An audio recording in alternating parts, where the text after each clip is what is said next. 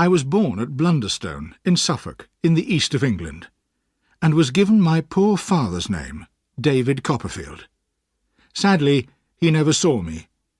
He was much older than my mother when they married, and died 6 months before I was born. My father's death made my beautiful young mother very unhappy, and she knew she would find life extremely difficult with a new baby and no husband.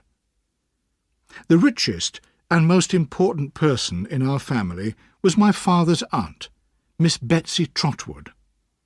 She had in fact been married once to a handsome young husband, but because he demanded money from her, and sometimes beat her, she decided they should separate. He went abroad, and soon news came of his death. Miss Trotwood bought a small house by the sea, and lived there alone, with only one servant. She had not spoken to my father since his marriage, because she considered he had made a mistake in marrying a very young girl. But just before I was born, when she heard that my mother was expecting a baby, she came to visit Blunderstone. It was a cold, windy Friday afternoon in March. My mother was sitting by the fire, feeling very lonely and unhappy, and crying a little. Suddenly, a stern, strange-looking face appeared at the window. "Open the door!" ordered the stern-faced lady. My mother was shocked, but obeyed at once. "You must be David Copperfield's wife," said the lady as she entered. "I'm Betsy Trotwood. You've heard of me?" "Yes," whispered my mother, trembling. "How young you are!" cried Miss Betsy. "Just a baby!" My mother started sobbing again. "I know I look like a child. I know I was young to be a wife, and I'm young to be a mother. But perhaps I'll die before I become a mother." "Come, come," answered Miss Betsy. "Have some tea. Then you'll feel better. What do you call your girl?" "My girl? I don't know yet that it will be a girl," replied my mother miserably. "No, I don't mean the baby. I mean your servant." "Oh, her name's Peggotty. Her first name's Clara, the same as mine, so I call her by her family name, you see." "What a terrible name! However, never mind. Peggotty," she called, going to the door, "bring Mrs. Copperfield some tea at once." She sat down again and continued speaking. "You were talking about the baby. I'm sure it'll be a girl. Now, as soon as she's born—" "He, perhaps," said my mother bravely. "Don't be stupid. Of course it'll be a she. I'm going to send her to school and educate her well. I want to prevent her from making the mistakes I've made in life." Miss Betsy looked quite angry as she said this. My mother said nothing, as she was not feeling at all well. "But tell me, were you and your husband happy?" asked Miss Betsy. This made my poor mother feel worse than ever. "I know I wasn't very sensible about money or cooking or things like that," she sobbed. "But we loved each other, and he was helping me to learn. And then he died. Oh, oh!" And she fell back in her chair, completely unconscious.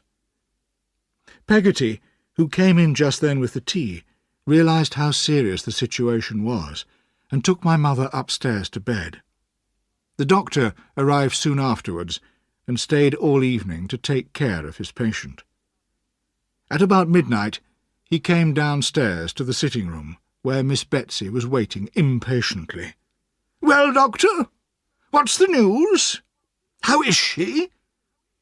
"The young mother is quite comfortable, madam," replied the doctor politely. "But she, the baby, how is she?" cried Miss Betsy. The doctor looked strangely at Miss Betsy. "It's a boy, madam," he replied.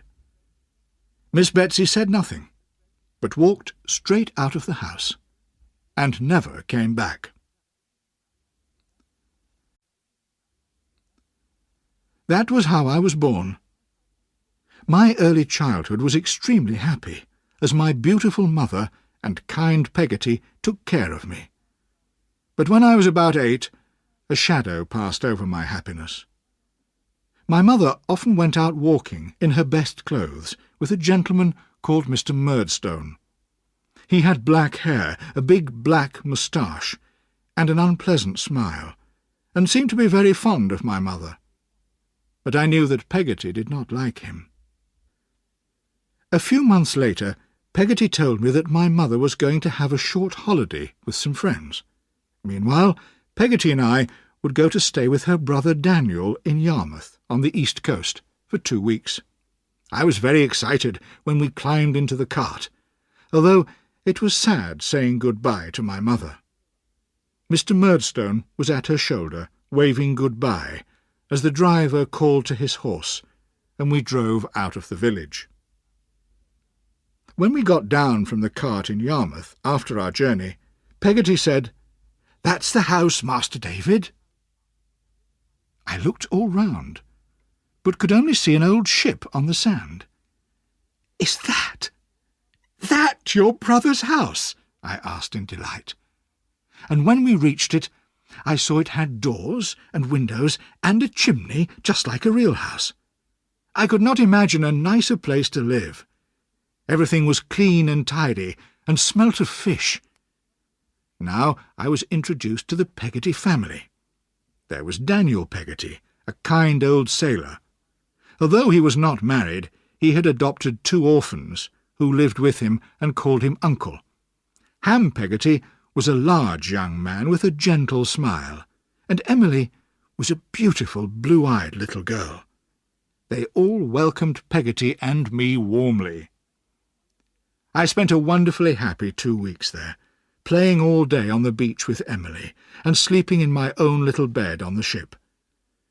I'm sure I was in love with little Emily in my childish way, and I cried bitterly when we had to say good-bye at the end of the holiday. But on the way home to Blunderstone, Peggotty looked at me very worriedly. "Master David, my dear," she said suddenly in a trembling voice, "I must tell you. You'll have to know now. While we've been away, your dear mother has married Mr. Murdstone. He's your stepfather now." I was deeply shocked. I could not understand how my mother could have married that man. And when we arrived home, I could not help showing my mother how very miserable I was. I went straight to my room and lay sobbing on my bed, which made my poor mother very unhappy too. As she sat beside me, holding my hand, Mr. Murdstone suddenly came in. "What's this, Clara, my love?" he asked sternly. "Remember, you must be firm with the boy. I've told you before. You're too weak with him." "Oh, yes, Edward. I'm afraid you're right," my mother replied quickly. "I'm very sorry. I'll try to be firmer with him."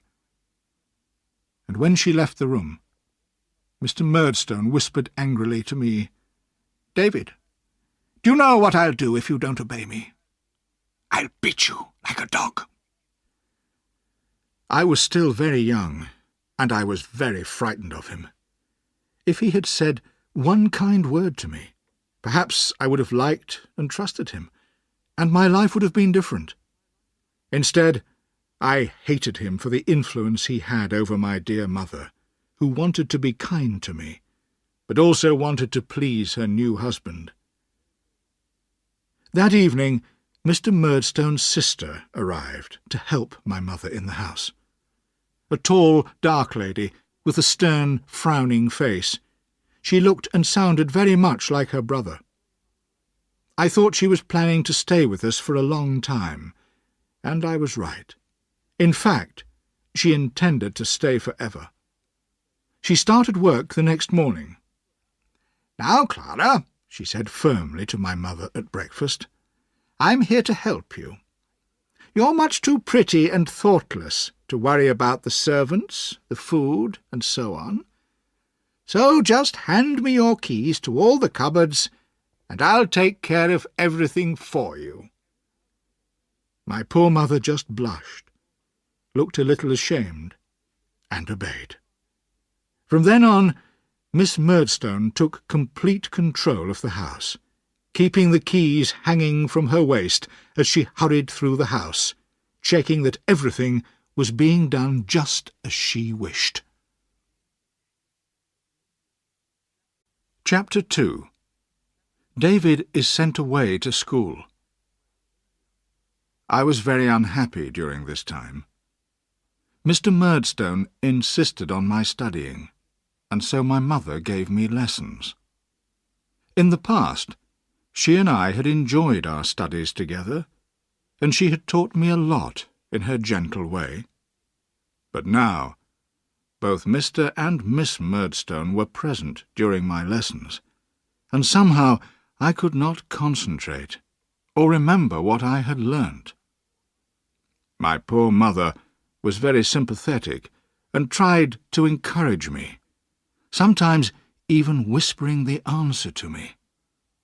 But the Murdstones had sharp ears.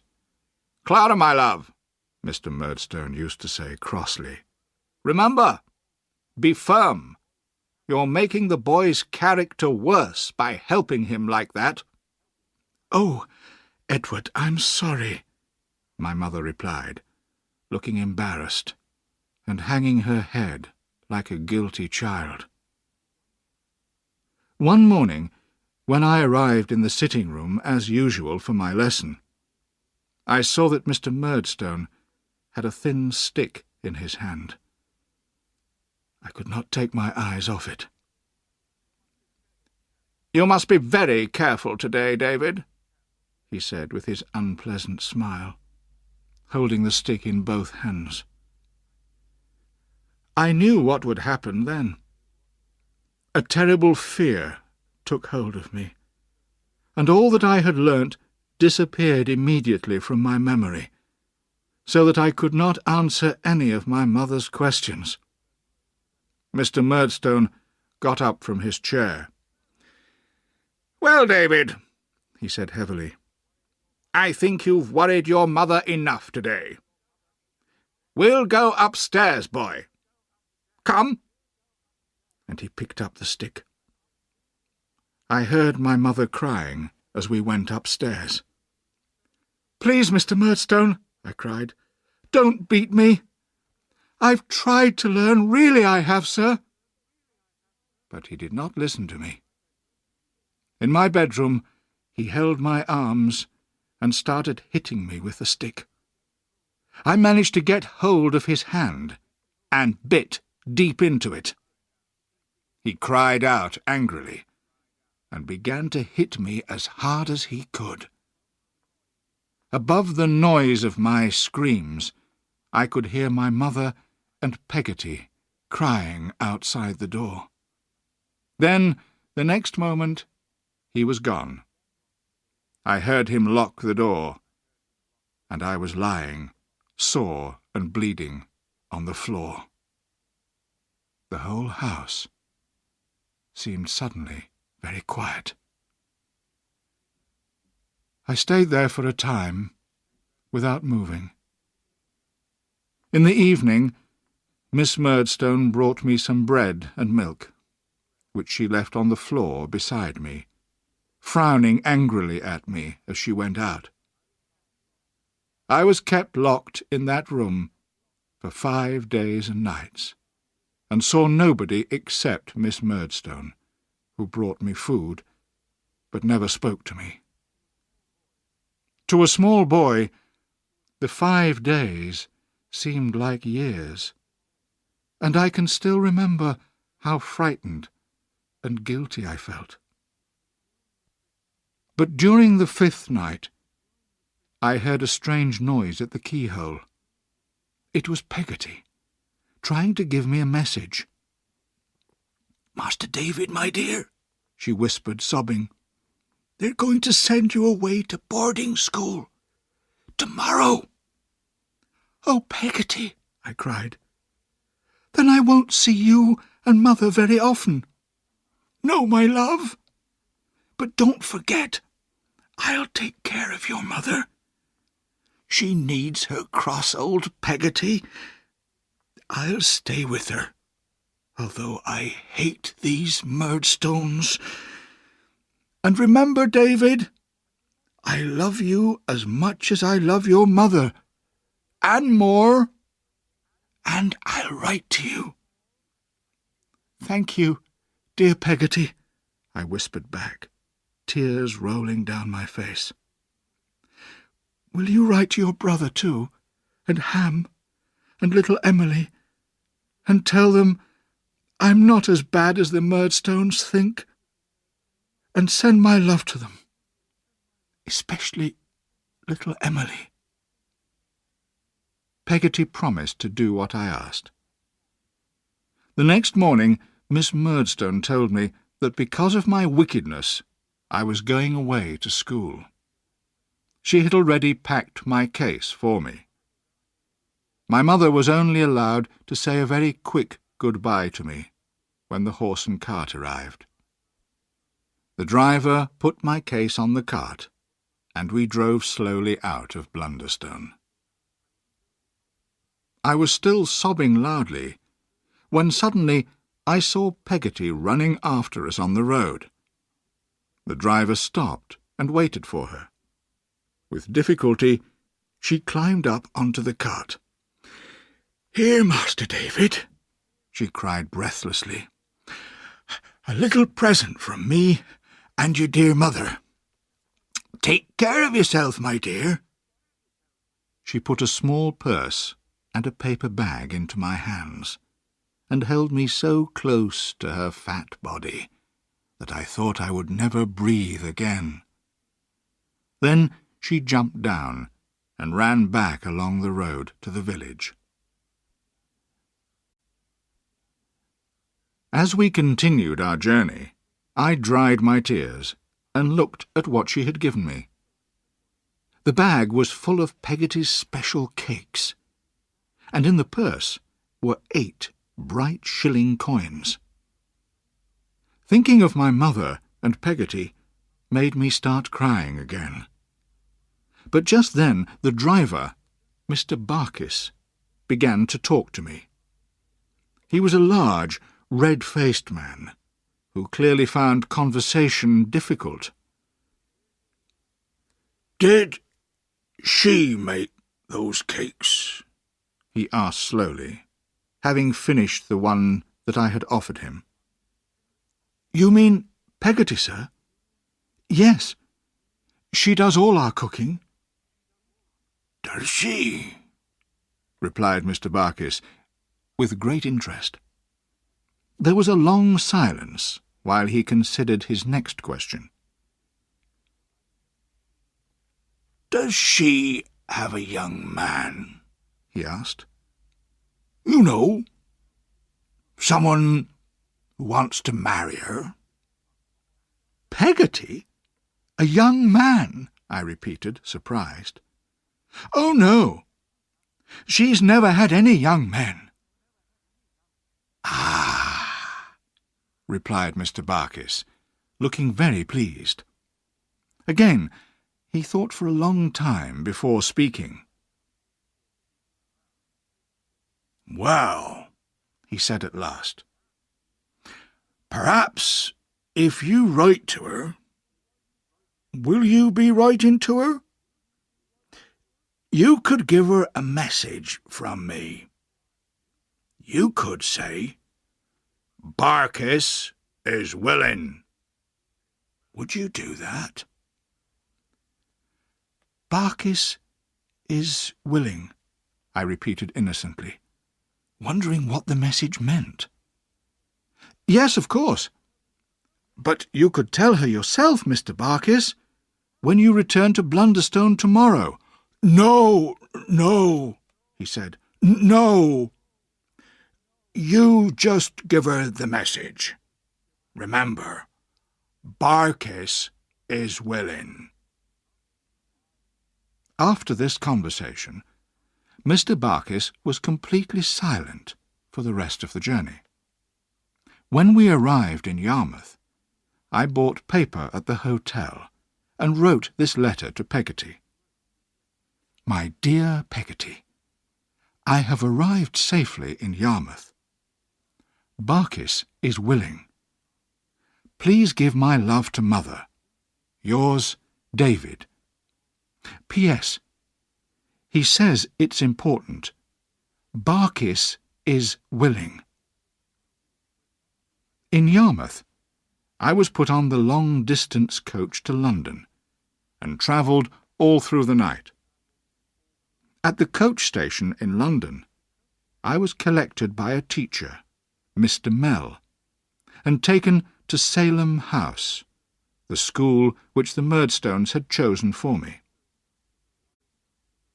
The school was a large old building with a dusty playground, surrounded by a high brick wall.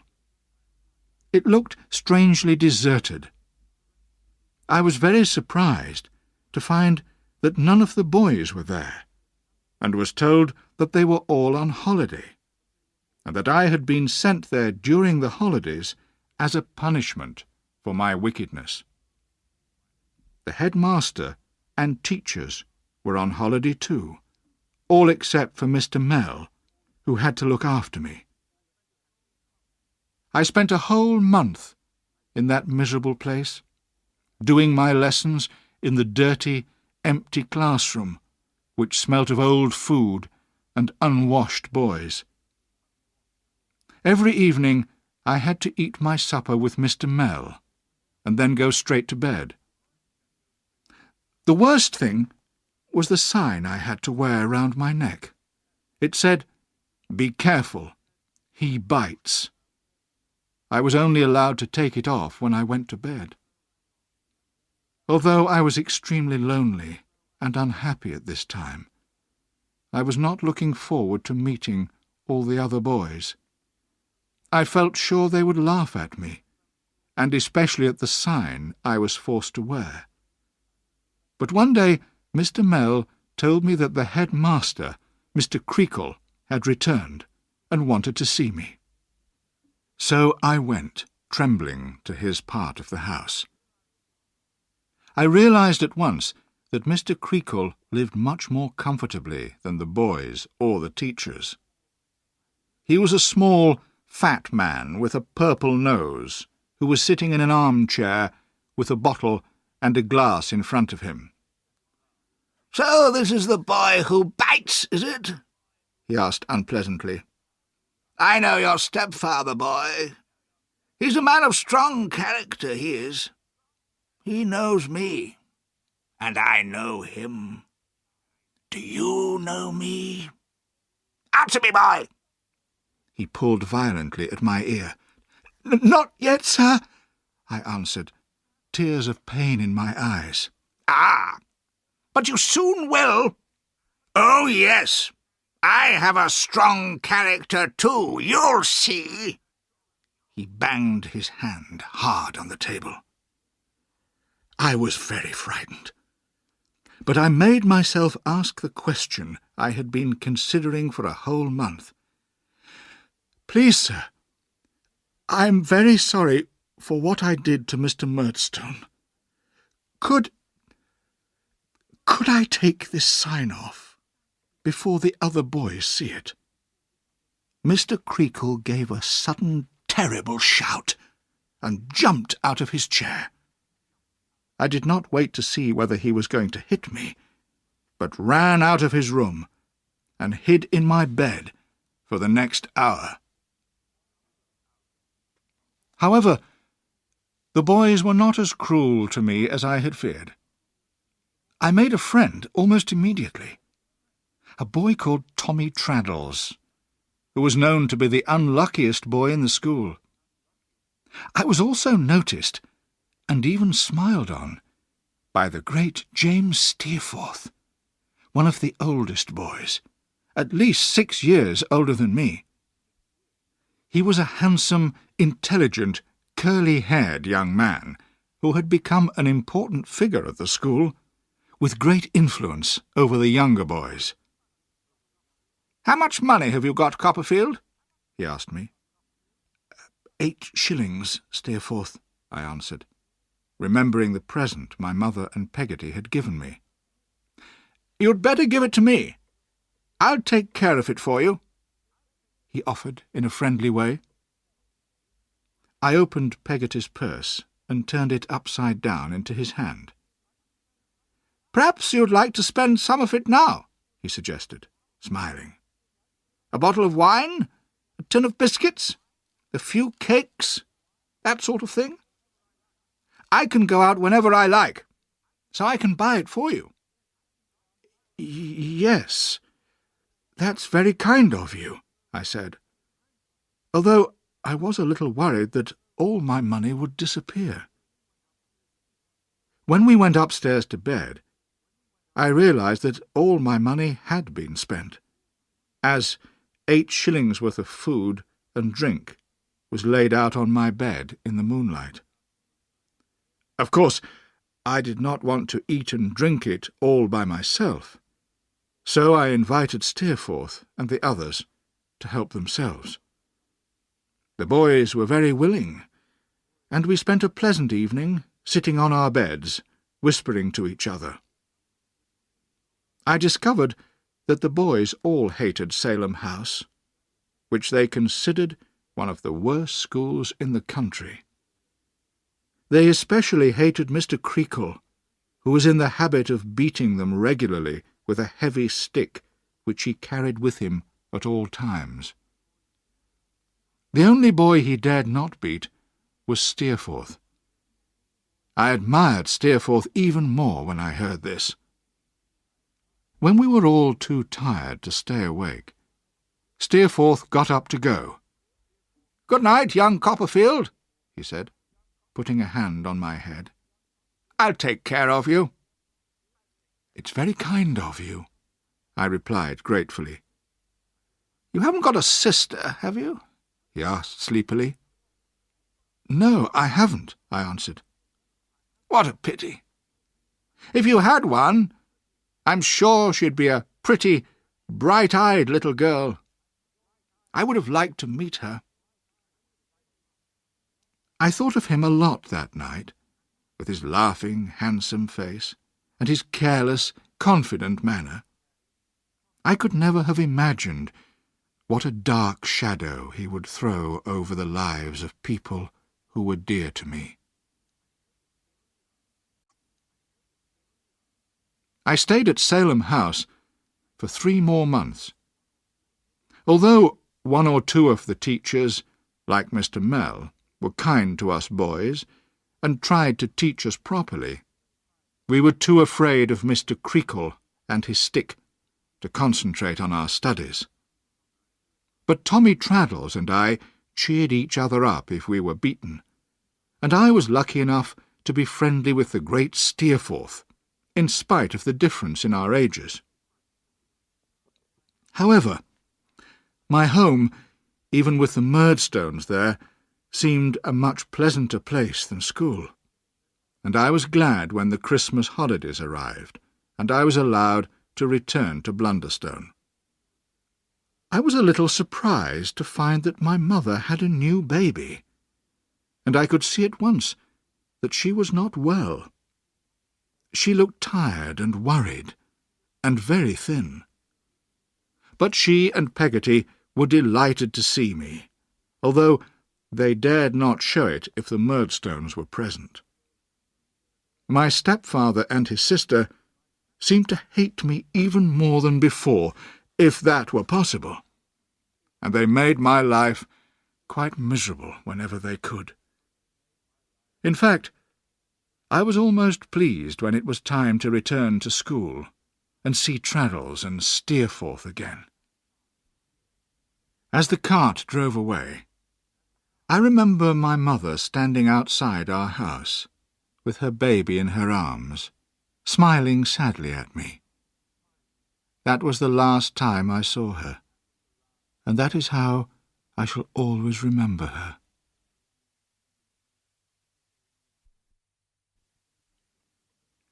Chapter 3. David the Orphan. Life went on as normal for me at school until my birthday 2 months later in March. I remember that day very well. It was cold, icy weather, and we boys had to blow on our fingers and rub our hands to keep warm in the freezing classrooms. When a message came for me to go and see Mr. Creakle, I thought that Peggotty must have sent me a birthday present, and so I hurried gladly along to his room. But there I realized something unusual had happened, because it was Mr. Creakle's wife who was waiting to speak to me. "David, my child," she said kindly, holding my hand, "we all have to accept that our loved ones can die at any moment." I looked at her, trying to understand what she meant. "I'm sorry to tell you," she continued, "that your mother is dangerously ill." There was a mist in front of my eyes, and suddenly burning tears ran down my face. I knew the truth. "Your mother is dead," she said. I was already sobbing loudly, and I felt I was an orphan, quite alone in the world. Mrs. Creakle packed my case herself, and sent me home on the coach for the funeral. I did not realize at the time that I would never return to Salem House. When I arrived home, Peggotty met me at the door, and we cried miserably in each other's arms. Mr. Murdstone seemed very sad, and did not speak to me at all. Miss Murdstone, however, showed her usual firmness of character, which she and her brother were so proud of, by checking that I had brought all my clothes back from school. After that, she showed no interest in me at all. There was a deathly stillness in the house. Peggotty took me up to the room where my dear mother's dead body lay, with my little brother, who had died a few hours after her. Everything was fresh and clean in the room, but I could not look at my mother's lovely face, which would never smile at me again, without crying. "How did it happen, Peggotty?" I asked, sobbing. "She was ill for a long time, Master David. She got worse after the baby was born, you see. She was sometimes unhappy and forgetful, but she was always the same to me, or old Peggotty. Those two downstairs often spoke crossly to her, and made her sad. But she still loved them, you know. She was so sweet and loving. I always sat beside her while she went to sleep. It made her feel better, she said." There was a short silence while Peggotty dried her eyes, then took both my hands in hers. "On the last night, she asked me for some water, and then gave me such a patient smile. She looked so beautiful. The sun was beginning to rise, and she put her head on my arm, on her stupid, cross old Peggotty's arm, and died like an innocent child going to sleep." After my mother's funeral, I began to wonder what would happen to me. The Murdstones did not even seem to notice that I was in the house. They had told Peggotty to leave, as they did not want her as their servant any more. So Peggotty was going to her brother's in Yarmouth, until she decided what work to do next. She suggested taking me with her for a holiday, and to my surprise, the Murdstones agreed. So, next morning, Mr. Barkis appeared at the door with his cart, and Peggotty's cases were put on it. We climbed up and sat beside him. Peggotty was naturally a little sad to leave her old home, where she had been so happy with my mother and me, and at first she cried a little. But when Mr. Barkis saw her drying her eyes and looking more cheerful, he too began to look happier, and he whispered to me, "Barkis is willing. You told her that?" Aloud he said to Peggotty, "Are you comfortable?" Peggotty laughed and said that she was. "And are you comfortable, Master David?" he asked. I said that I was. Mr. Barkis was so pleased with this conversation that he repeated it many times during the journey, and Peggotty and I both had to keep giving him the same answer. When we arrived in Yarmouth and got down from the cart, we said good-bye to Mr. Barkis. Daniel and Ham Peggotty were waiting for us. Daniel and Ham were exactly the same as I remembered them, cheerful and generous as ever. But little Emily seemed different somehow. She was taller and prettier, but she did not want to play with me or spend her time with me. I was rather disappointed, because I still considered she was the most beautiful girl I had ever seen, and I thought I was in love with her. Daniel and Ham were very proud of her intelligence and beauty, and just smiled when she laughingly refused to sit next to me. But they all listened with interest to my stories of school life at Salem House. I told them about the other boys, especially the handsome, clever Steerforth. I admired him so much that I could not stop myself telling them all about him. Suddenly, I noticed that Emily was listening eagerly, her blue eyes shining and a smile on her lips. She blushed when she saw that we were all looking at her, and hid her face behind her hands. "Emily's like me," said Peggotty kindly, "and would like to see David's friend, Mr. Steerforth." The days passed happily, although Emily and I did not play together, as we had done before. Mr. Barkis was a frequent visitor, and soon Peggotty explained to me that she had decided to marry him. "I love you just as much, David, my dear, when I'm married," she told me, holding me close to her, "and I'll be able to come and see you in the cart any time I like. Barkis is a good man, and I'm sure I'll be happy with him. He's got a nice little house, and I'll keep a little bedroom there for you to use whenever you want. You'll always be welcome to come and stay." So, when I returned to Blunderstone, Peggotty had become Mrs. Barkis, and I was glad to think of her in her own house, with a husband to take care of her. At home, my stepfather and his sister did not seem pleased to see me, and were clearly trying to find a way of getting rid of me. As they considered school too expensive, they finally arranged for me to start work, although I was still only 10 years old, and very small for my age. I was sent to London, to work in a warehouse in the east of the city near the river. My job was to wash bottles, which would then be filled with wine, or to pack the filled bottles in cases. I was paid only 6 shillings a week. There were several other boys who worked with me, but I was the only one who had been to school. All the warehouse workers were coarse, rough people, who were used to working in dirty conditions for long hours. No words can describe the horror I felt when I realized what my life was going to be like from now on.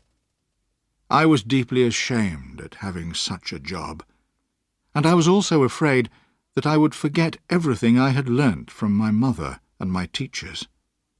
I would never find friends like Traddles or Steerforth, or be able to get a better position in life. It was an extremely unhappy time for me. My stepfather had asked Mr. Quinion, the manager, to find me somewhere to stay in London. So, at the end of my first day, I was called to Mr. Quinian's office and introduced to an important-looking, rather fat, middle-aged man with a head as bald as an egg. His name was Mr. Micawber, and he offered me a spare room in the house he was renting with his family. I agreed to take it, and Mr. Micawber and I walked home together. The Micawbers were obviously very poor, but tried hard not to let this show. The house had several floors of rather dirty, empty rooms with very little furniture. Mrs. Micawber was a thin, tired-looking woman with a baby in her arms. The baby was one of twins, and in all my experience of the family, I never saw Mrs. Micawber without at least one of the twins. They also had a 4-year-old son and a 3-year-old daughter. Their only servant was a young orphan girl. "I never thought," Mrs. Micawber told me sadly as she showed me my room, "when I lived with mother and father, before I was married, that I would ever be as poor as this. But as Mr. Micawber is for the moment in difficulties, I must of course accept the situation. I'm afraid he owes a lot of money, but his creditors will just have to wait. You can't get blood out of a stone, nor can anyone get any money at all out of Mr. Micawber at present." I soon realised that neither Mr. nor Mrs. Micawber had ever been able to manage money. The little that Mr. Micawber earned was not enough either to keep his creditors happy or to pay for the needs of his growing family. So his creditors were constantly at the door, demanding payment, and meals were rather irregular in the Micawber house. Mr. and Mrs. Micawber's moods varied according to the situation. One moment Mr. Micawber looked extremely miserable and depressed. The next he was brushing his shoes and singing a song before going out. Mrs. Micawber's character was similar to her husband's. Sometimes I came home to find her lying on the floor, with her hair undone, looking wild and desperate. But an hour later she was cheerfully eating a good supper. I lived with these kind people for several months, and became very fond of them. I bought my own food out of my wages, because I knew the Micawbers hardly ever had enough for themselves, and I lived mostly on bread and cheese. As they were so short of money, once or twice I offered to lend them a few shillings, which they refused to accept. But at last Mr. Micawber's creditors became tired of waiting for their money and went to the police, who arrested him for debt. He was taken to the King's prison and asked me to visit him there. When I arrived, I was shown to his room, where he was waiting for me. He seemed quite broken-hearted, and even cried a little. "This is a black day for me, Copperfield," he sobbed. "I hope my mistakes will be a warning to young people like you.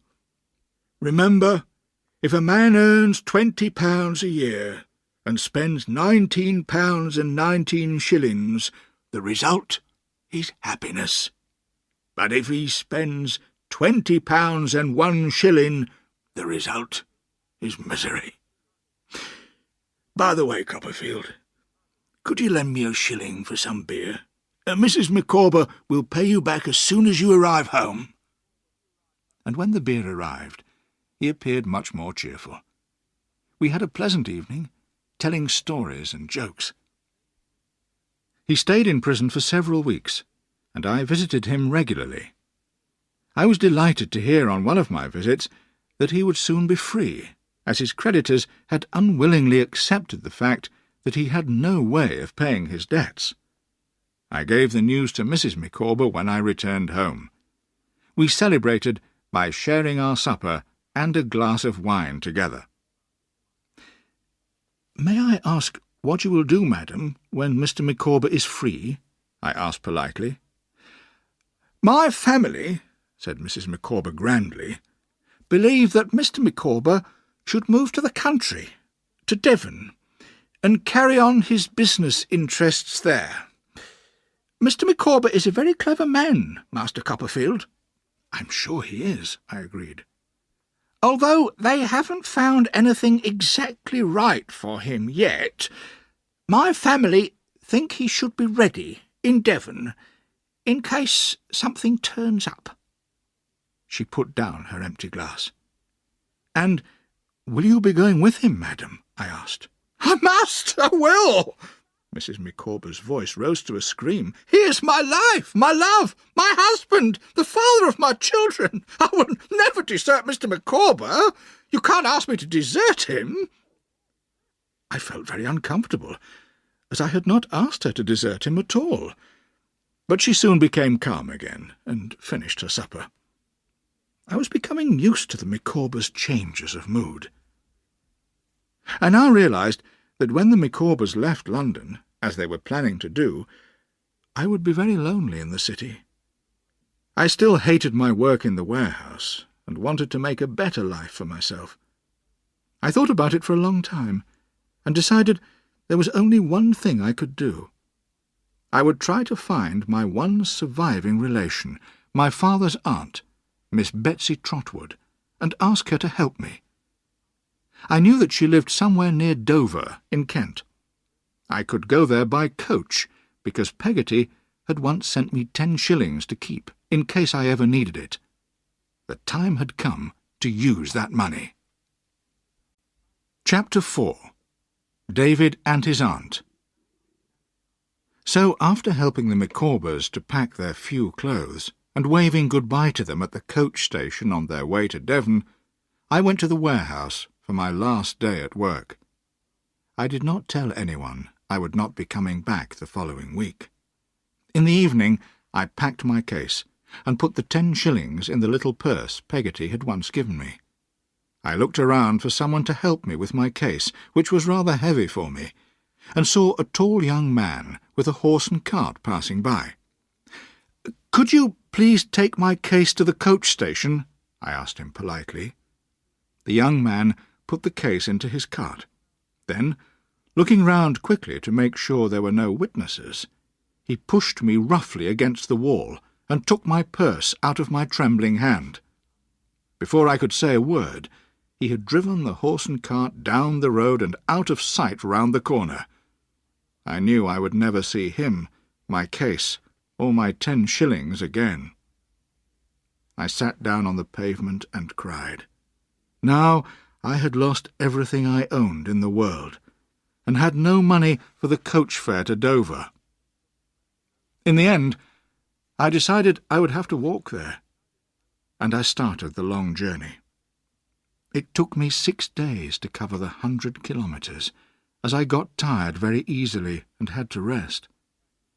I sold my jacket for 1 shilling, so that I could buy bread and milk on the way, and at night I slept in disused farm buildings or under trees. Sometimes I was afraid of the dangerous-looking beggars and thieves I met on the road, but I knew I had to keep going. As I walked, I thought of my mother's gentle, pretty face. I felt sure she would approve of what I was doing, and that encouraged me to continue. But when I arrived in Dover, it seemed a much larger town than I had imagined. I spent a whole morning asking people if they knew where Miss Betsy Trotwood lived. Finally, I found someone who recognised the name, and showed me the way to her house. I stood at her front door in the neat little garden for a few moments, trembling with fear, and wondering what my aunt would think of me. My face and hands were dirty, my hair was unbrushed, and my clothes were torn and dusty. Perhaps she wouldn't even want to invite me into her house. Just then, a handsome but strict-looking grey-haired woman came out of the door towards me. I knew she must be my aunt. "Go away," she said crossly. "I don't allow anyone to walk on my grass." "Please, madam," I said bravely. "Please, aunt." "What?" cried Miss Betsy in great surprise. "Please, aunt, I'm your nephew." "Good heavens!" she cried. and sat down rather suddenly on the grass. "I'm David Copperfield, your nephew's son of Blunderstone in Suffolk, where you came on the night I was born and saw my dear mother. I've been very unhappy since she died. My stepfather sent me to work in London, and I hated it and ran away, and someone stole my case and my money, and I've had to walk all the way, and I haven't slept in a bed for 6 nights. Here my self-control broke, and I fell to the ground, sobbing bitterly. My aunt jumped to her feet, picked me up, and took me into her sitting-room, where she mixed some medicine in a glass and made me drink it. She also wrapped me in a large blanket and put me on her sofa. Then she rang the bell for her servant, Janet. "Please ask Mr. Dick to come here, Janet," she said. A tall, grey-haired, pleasant-looking gentleman entered a few minutes later, laughing rather strangely to himself. "Now, Mr. Dick," said my aunt firmly, "don't be a fool, because we all know you're intelligent." Mr. Dick looked very serious at once. "No doubt you remember that I had a nephew, David Copperfield? Well, this is his son. He has run away." "Oh, really? David's son? Run away? Well," said Mr. Dick. "Now, the question is, Mr. Dick, what shall I do with him?" "Well," Mr. Dick looked vacantly at me, and then suddenly his eyes shone. "If I were you, I would wash him." "Well done, Mr. Dick! You always have the right answer," said my aunt delightedly. And so they washed me, and gave me clean clothes and delicious food. While I was eating, my aunt stared at me, occasionally whispering, "Good heavens," to herself. When she could see that I felt better, she asked me question after question, and I told her the story of my life. "Good heavens," she said again when I had finished. "Why did your poor mother marry again? What a terrible mistake!" "Perhaps she was in love," suggested Mr. Dick, smiling his rather foolish smile. "In love?" said Miss Betsy crossly. "Perhaps the poor silly girl thought she was in love. But now, Mr. Dick, another question. What should we do with the boy?" "Well," said Mr. Dick, thinking. Then an idea suddenly came to him. "You should put him to bed." "Thank you again, Mr. Dick, for your common sense," said my aunt happily. "Janet, put the boy to bed." And so, in a comfortable, clean little bed, in a pleasant, airy room at the top of Miss Betsy Trotwood's house, I floated away into the world of my dreams.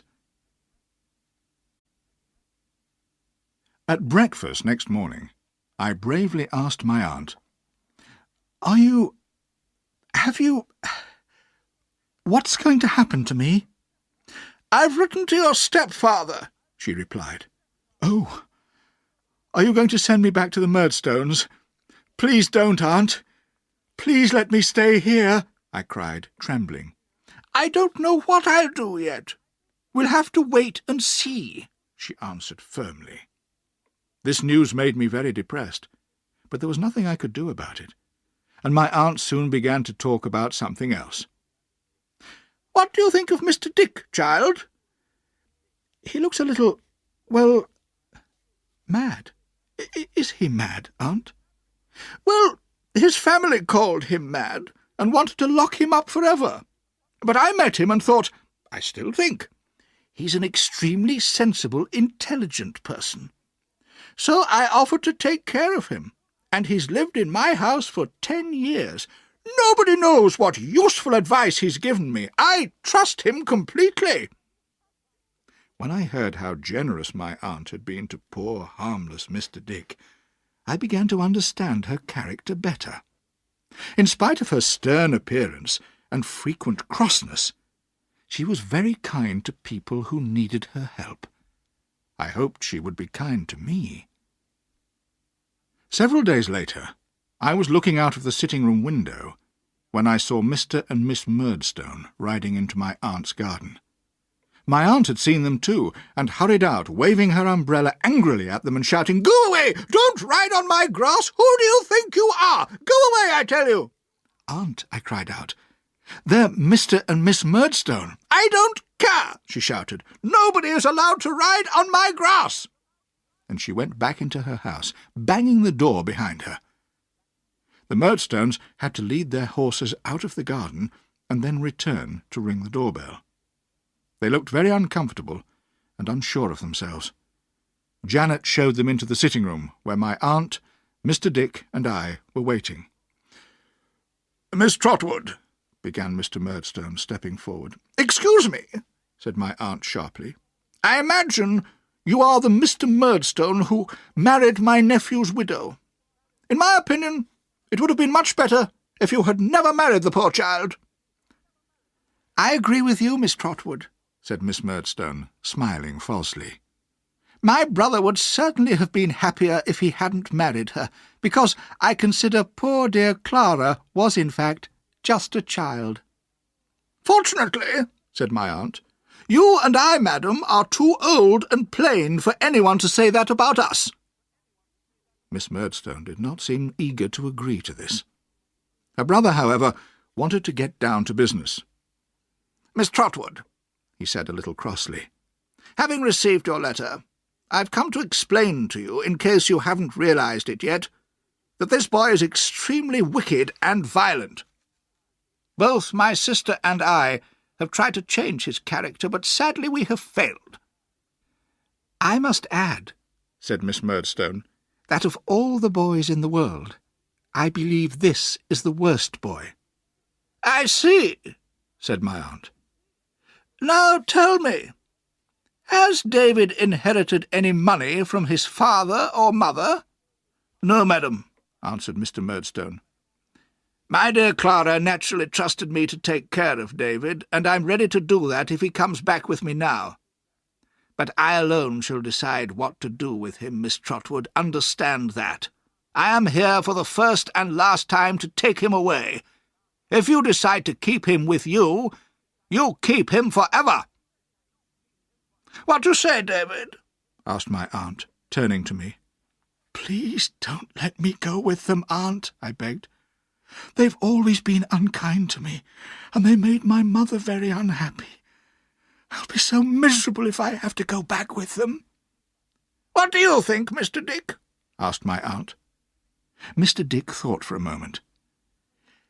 "Get a suit of clothes made for him immediately," he said.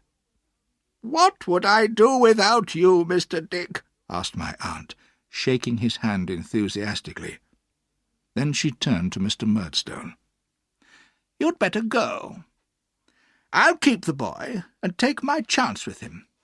"I don't believe a word of your story. Do you think I don't know how you broke that poor girl's heart, and how you hated her son and punished him for it? I can see by your face that I'm right." We all stared at Mr. Murdstone. It was true that his face was white, and he was breathing fast. "Good-bye, sir, and good-bye to you too, madam," added my aunt, turning suddenly to Miss Murdstone. "If I see you riding on my grass again, I'll knock your hat right off your head." The Murdstone said nothing in reply to these fierce words, but walked quickly out of the house.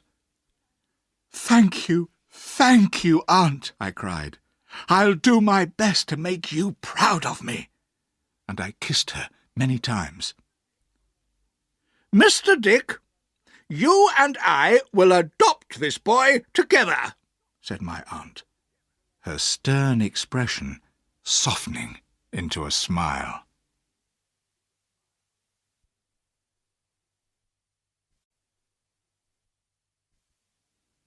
And so a new life began for me. I was soon able to forget the warehouse and the Murdstones in learning to please my aunt and to play games with Mr. Dick, who spent much of his time with me. But one day my aunt suggested that I should go to boarding school in Canterbury. I was delighted, as I was eager to continue my studies, and Canterbury was very near my aunt's home in Dover. So, the next day, my aunt and I went to Canterbury, where I admired the beautiful old buildings in the ancient city centre. "Is it a large school, Aunt?" I asked politely. "I haven't decided which school you'll go to yet," she replied. "First, we're going to ask my old friend Mr. Wickfield's advice about it. He lives and works in Canterbury, you see." Soon we stopped in front of a very old house, with a very clean front doorstep and fresh white curtains at the windows. A strange-looking person, dressed in black, with short red hair and a very thin white face, came out to meet us. I thought he must be a servant. He was about 15, but looked much older. "Is Mr. Wickfield at home, Uriah Heep?" asked my aunt. "He is, madam," replied Uriah, smiling unpleasantly. He showed us into the sitting-room, where I noticed 2 large paintings on the wall, one of a grey-haired gentleman, the other of a lady with a sweet, gentle face. Just then a gentleman entered the room, looking a little older than his picture. I soon discovered he was Mr. Wickfield, my aunt's lawyer. "Mr. Wickfield," said my aunt, "this is my nephew. I have adopted him, and I want to send him to a good boarding school here in Canterbury. Can you help me find a school for him?" Mr. Wickfield thought for a moment. "There's a very good school I can recommend, Dr. Strong's, but the boy can't board there, and it's too far to travel from Dover every day. However, he could live here, if you liked, in my house. There's plenty of room for him." "That's very kind of you, Mr. Wickfield. I'll pay you for his food, of course," said my aunt. "Come and meet Agnes, who takes care of everything and manages the house," said Mr. Wickfield.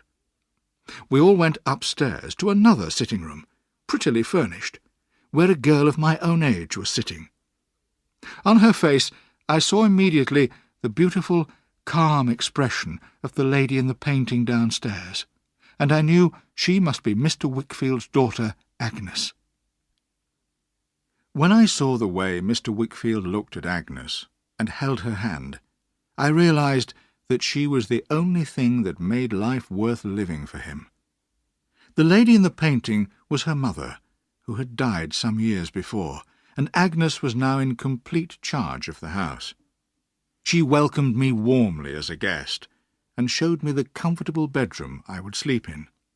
My aunt was very happy to leave me in the care of Mr. Wickfield and his daughter. "I must leave now, David," she told me. "Mr. Wickfield will take you to school tomorrow and make all the arrangements. I'm sure you will work hard and do well." "Thank you, Aunt," I said, trying not to cry. "And give my love to Mr. Dick. And thank you again." When she had gone, I dried my tears, and spent a pleasant evening with the Wickfields. We ate supper and talked in the pretty little sitting-room. Agnes played the piano and tried to amuse her father, but he often looked serious and rather sad. During the evening he drank a good deal of wine. I wondered why he seemed unhappy. The next day I had my first experience of a well-organised school. It could not have been more different from Salem House. The headmaster, Dr. Strong, was a gentle, kind man, who enjoyed teaching and never punished anybody. I soon made friends with the other boys, and as time went on, with the teachers too.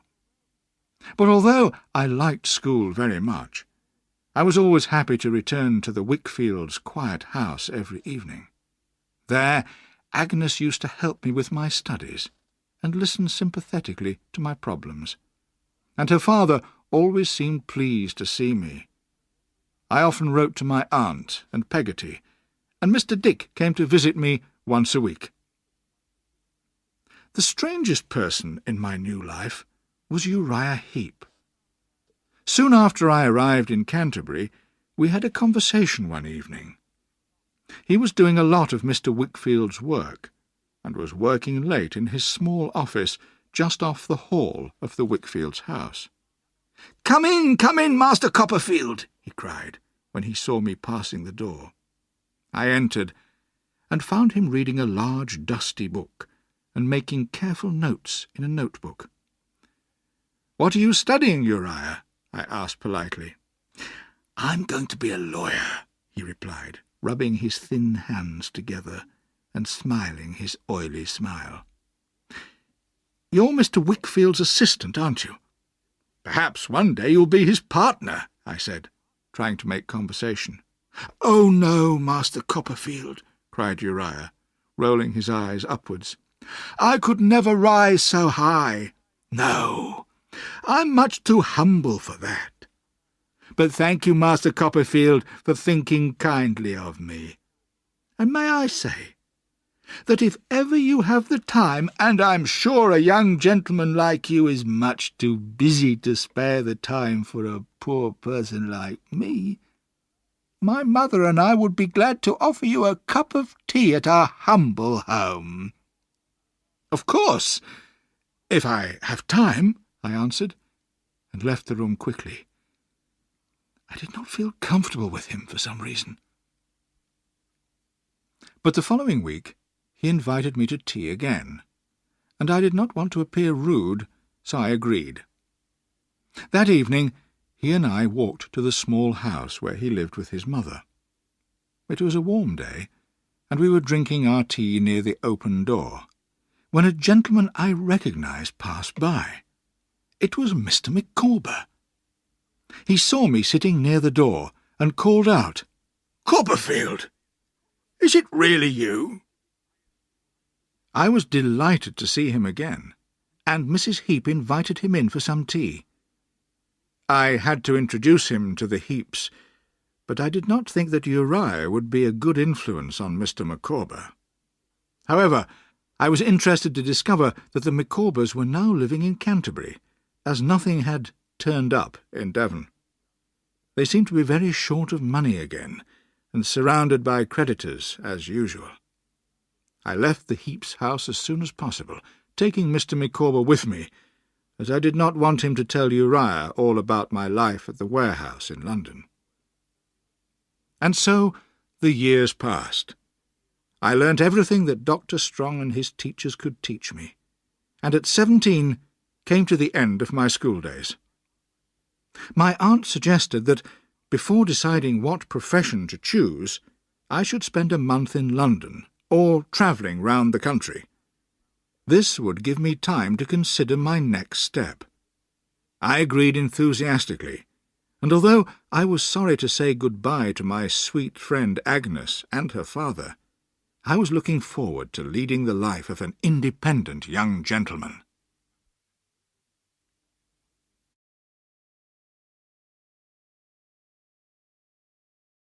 Chapter 5. David Meets Old Friends Again.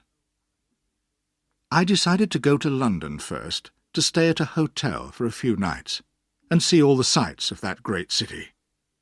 I knew it would be very different from the last time I was in London, when I was working at the warehouse. Now I was adult and educated and had money. The hotel I chose was called the Golden Cross, and because I looked so young, I was given a very small, dark room in the roof. But I did not feel confident enough to complain. That evening I was returning from the theatre when I recognized someone going into the hotel. I could not prevent myself from saying at once, "Steerforth, do you remember me?" He stared at me for a moment. Then he cried, "Good heavens! It's little Copperfield!" I was so delighted to see him that I held both his hands, saying, "My dear Steerforth, you have no idea how pleased I am to see you again." I remembered how much I had admired him, and all my love for him came back. I had to brush away the tears from my eyes. "Don't cry, Copperfield, old boy," he said kindly. "I'm glad to see you too. What are you doing here?" "I've just finished school, and my aunt has sent me to London to look around before deciding on a profession. What about you, Steerforth?" "Well, I'm studying at Oxford University, but nothing exciting ever happens there. That's why I'm in London for a few days. But it's boring here too, isn't it?" "In London?" I asked, surprised. "I think it's wonderful. There's so much to do and see. I've just been to the theatre. The actors were excellent, and—" David, laughed Steerforth. "It does me good to see your fresh, innocent face so full of excitement. Now, let me see. Which room are you staying in?" "Number 44. It's rather high up," I confessed, blushing. "They've put you in number 44? I'll soon change that." And when Steerforth complained to the manager, I was immediately given a large, airy, comfortable room on the first floor, next to his. That night, as I fell asleep, I thought happily of the next few days, which Steerforth and I were planning to spend together. A week passed very quickly, with visits to the theatre, the museums, and the zoo. We went sightseeing, riding, swimming, and boating. Steerforth was the perfect companion to have, and I admired him even more than before. In fact, I loved him with all my heart. One day I said to him, "You know, Steerforth, I really must go and visit my mother's old servant, Peggotty. She was very good to me when I was a child." "Yes, David, I remember you told me. She lives in Yarmouth now, doesn't she? Why don't we go there together?" "Oh, yes, Steerforth. You'd enjoy meeting her brother, and all the family. They're very kind, good people." "Even if they are only working people," said Steerforth. I looked quickly at him to see what he meant, but he was smiling at me, so I knew he was joking, and I smiled too. We travelled to Yarmouth by coach, and when we arrived, Steerforth stayed at the hotel, while I went to Barkis's house to find Peggotty. When I knocked at the door, Peggotty opened it, and did not recognise me for a moment. I had continued to write to her regularly, but we had not seen each other for 7 years, and I was no longer the small boy she remembered. But when she realised I was her Master David, she sobbed and sobbed with delight, holding me in her arms, as she had always done. Soon she was calmer, and we talked about the events of the last few years. I heard that she was very happy with Mr. Barkis, who, however, was ill in bed at the time. She was so pleased to see me that she insisted I should sleep at her house during my stay in Yarmouth, in the little bedroom she had always kept for me.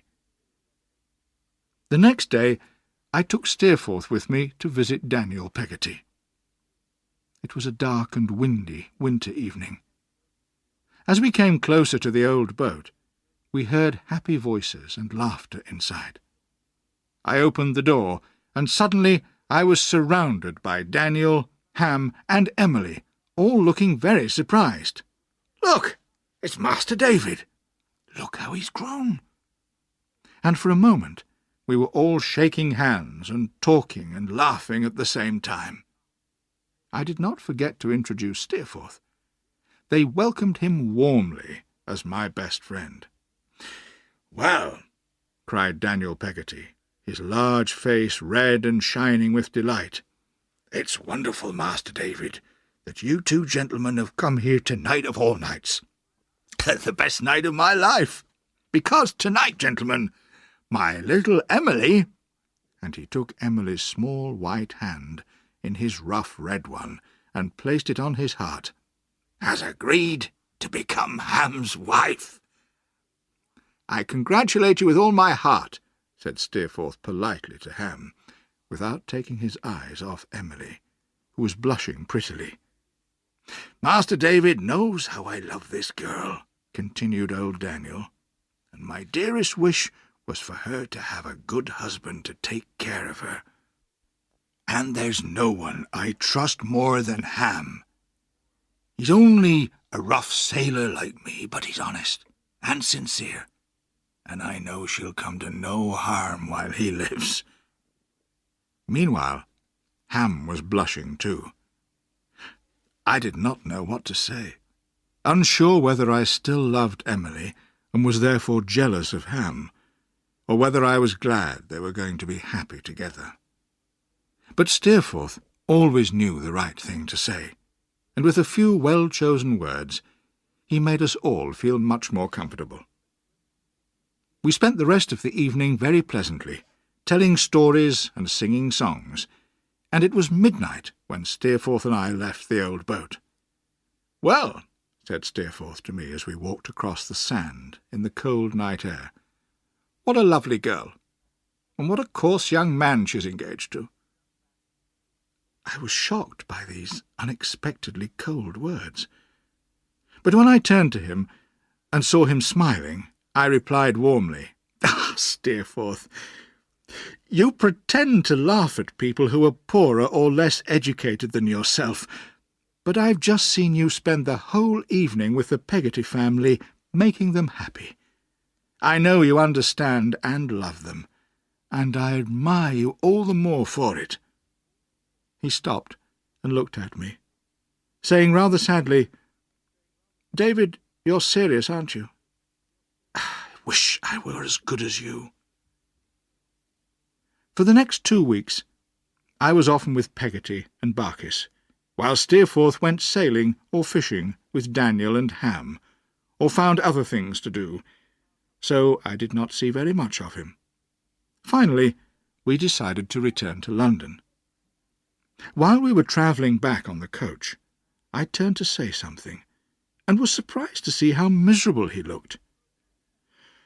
"Oh, David," he said unhappily, "I wish I could control myself better. I hate myself sometimes." "Steerforth, what can you mean?" I cried.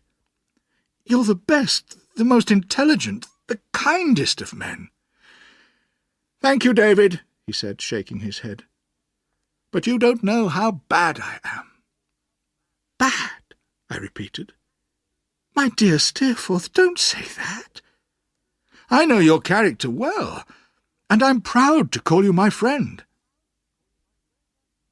In a little while his mood changed, and he became cheerful again. I soon forgot his words, but I remembered them later. In London, I discovered that my aunt had arrived at the Golden Cross Hotel, and had booked a room there for several days. We were delighted to see each other, and had a long conversation that evening. She had come to ask me a particular question. "David," she said very seriously, "I've been thinking about your future profession. How would you feel about becoming a lawyer?" I thought for a moment.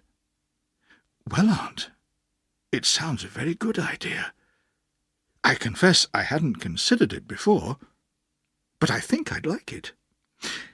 "Very good," said my aunt, jumping up. "In that case, let's go immediately to see Mr. Spenlow. He's a partner in an important law firm, and I think he'll agree to train you. We'll have to pay him, of course, but after several years you'll be a properly trained lawyer and be able to earn your own money."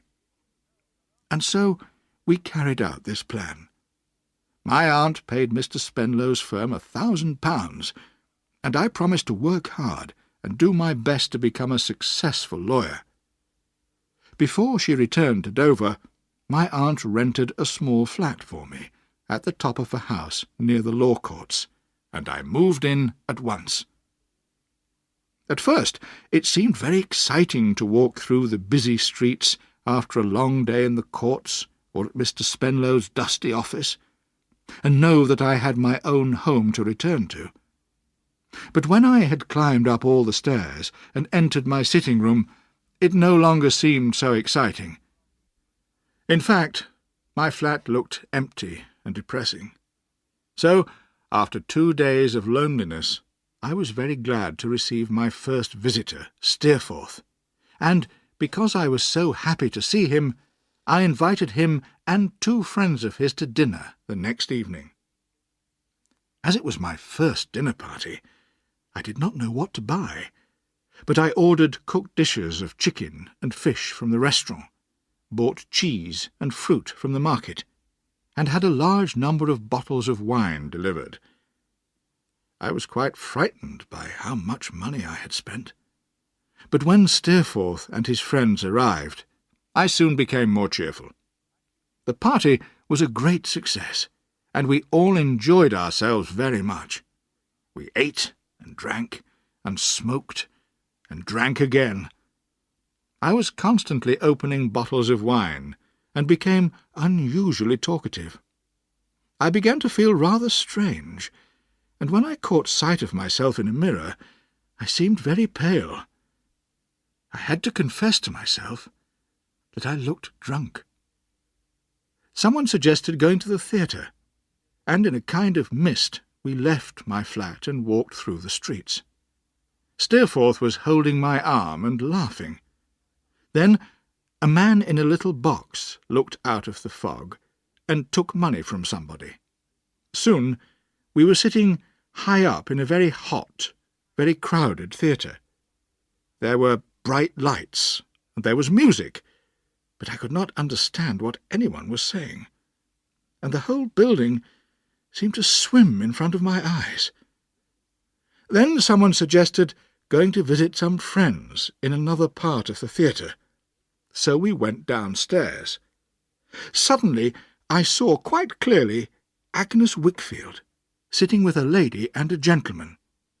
She was looking at me with a surprised expression on her face. "Good heavens!" I cried. "Agnes, you're in London!" "Quiet," she whispered. "People are trying to listen to the actors. You'll disturb them." Then she added kindly, "David, please do what I say. Ask your friends to take you home." I'd always taken Agnes's advice, and I did so this time. I do not remember how I got home, but I do remember Steerforth helping me to undress and get into bed. What a terrible, sleepless night I spent! How ill I felt! How dry my mouth was! But the next morning I felt even worse. I was so miserable and ashamed that I had been so stupid, and that Agnes had seen me drunk. I could not even apologize to her, because I did not know where she was staying in London. I spent the whole day with my head in my hands, in my dirty, smoky room surrounded by empty wine bottles. But the next day a note was delivered to my flat. It was from Agnes, asking me to visit her at the house where she was staying. I went straight there after my day's work at the office. She looked so quiet and good, and reminded me so much of my happy school days in Canterbury that I could not help crying. "I'm so sorry, Agnes," I said, "that you saw me like that. I wish I were dead." "David, don't be unhappy," she said cheerfully. "You know you can trust me, and I'll always be your friend." I took her hand and kissed it. "Agnes, you're my good angel." She shook her head. "No, David, but if I were, I'd warn you to stay away from your bad angel." "My dear Agnes," I cried. "Do you mean Steerforth?" "I do, David," she replied, looking firmly at me. "Agnes, you're wrong. He is my trusted friend. He helps and guides me. It wasn't his fault that I got drunk, you know." "I wasn't thinking of that. I judge him from what you've told me about him, and your character, and his influence over you." Agnes spoke very seriously, and her words went straight to my heart. "I'm certain I'm right. You've made a dangerous friend, David, because you're so trusting. Please remember what I say, and forgive me for saying it." "I will, if you forgive me for getting drunk." Agnes agreed, smiling, and then said suddenly, Have you seen Uriah Heep?" "No," I replied. "Is he in London? What's he doing here?" "I'm worried, David," answered Agnes with sadness in her beautiful eyes. "I think he's going to be Father's partner." I remembered Uriah Heep's oily smile, and how uncomfortable he always used to make me feel. "What? That creature? He's so unpleasant. You must prevent your father from agreeing to it, Agnes." Agnes smiled miserably. "My poor father has no choice. You know how unhappy he has often been. And of course you've seen him drinking. You see, he loved my mother very much, and when she died, he didn't care so much about his work. That's when he started drinking. Uriah's very clever. He knows all this, and he's been very useful to Father, doing all the work that Father had forgotten or didn't want to do. Father really needs Uriah now to keep his business going.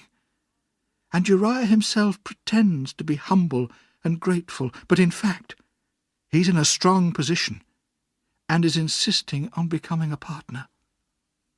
Father is ashamed of himself, but he has to agree. Poor Father.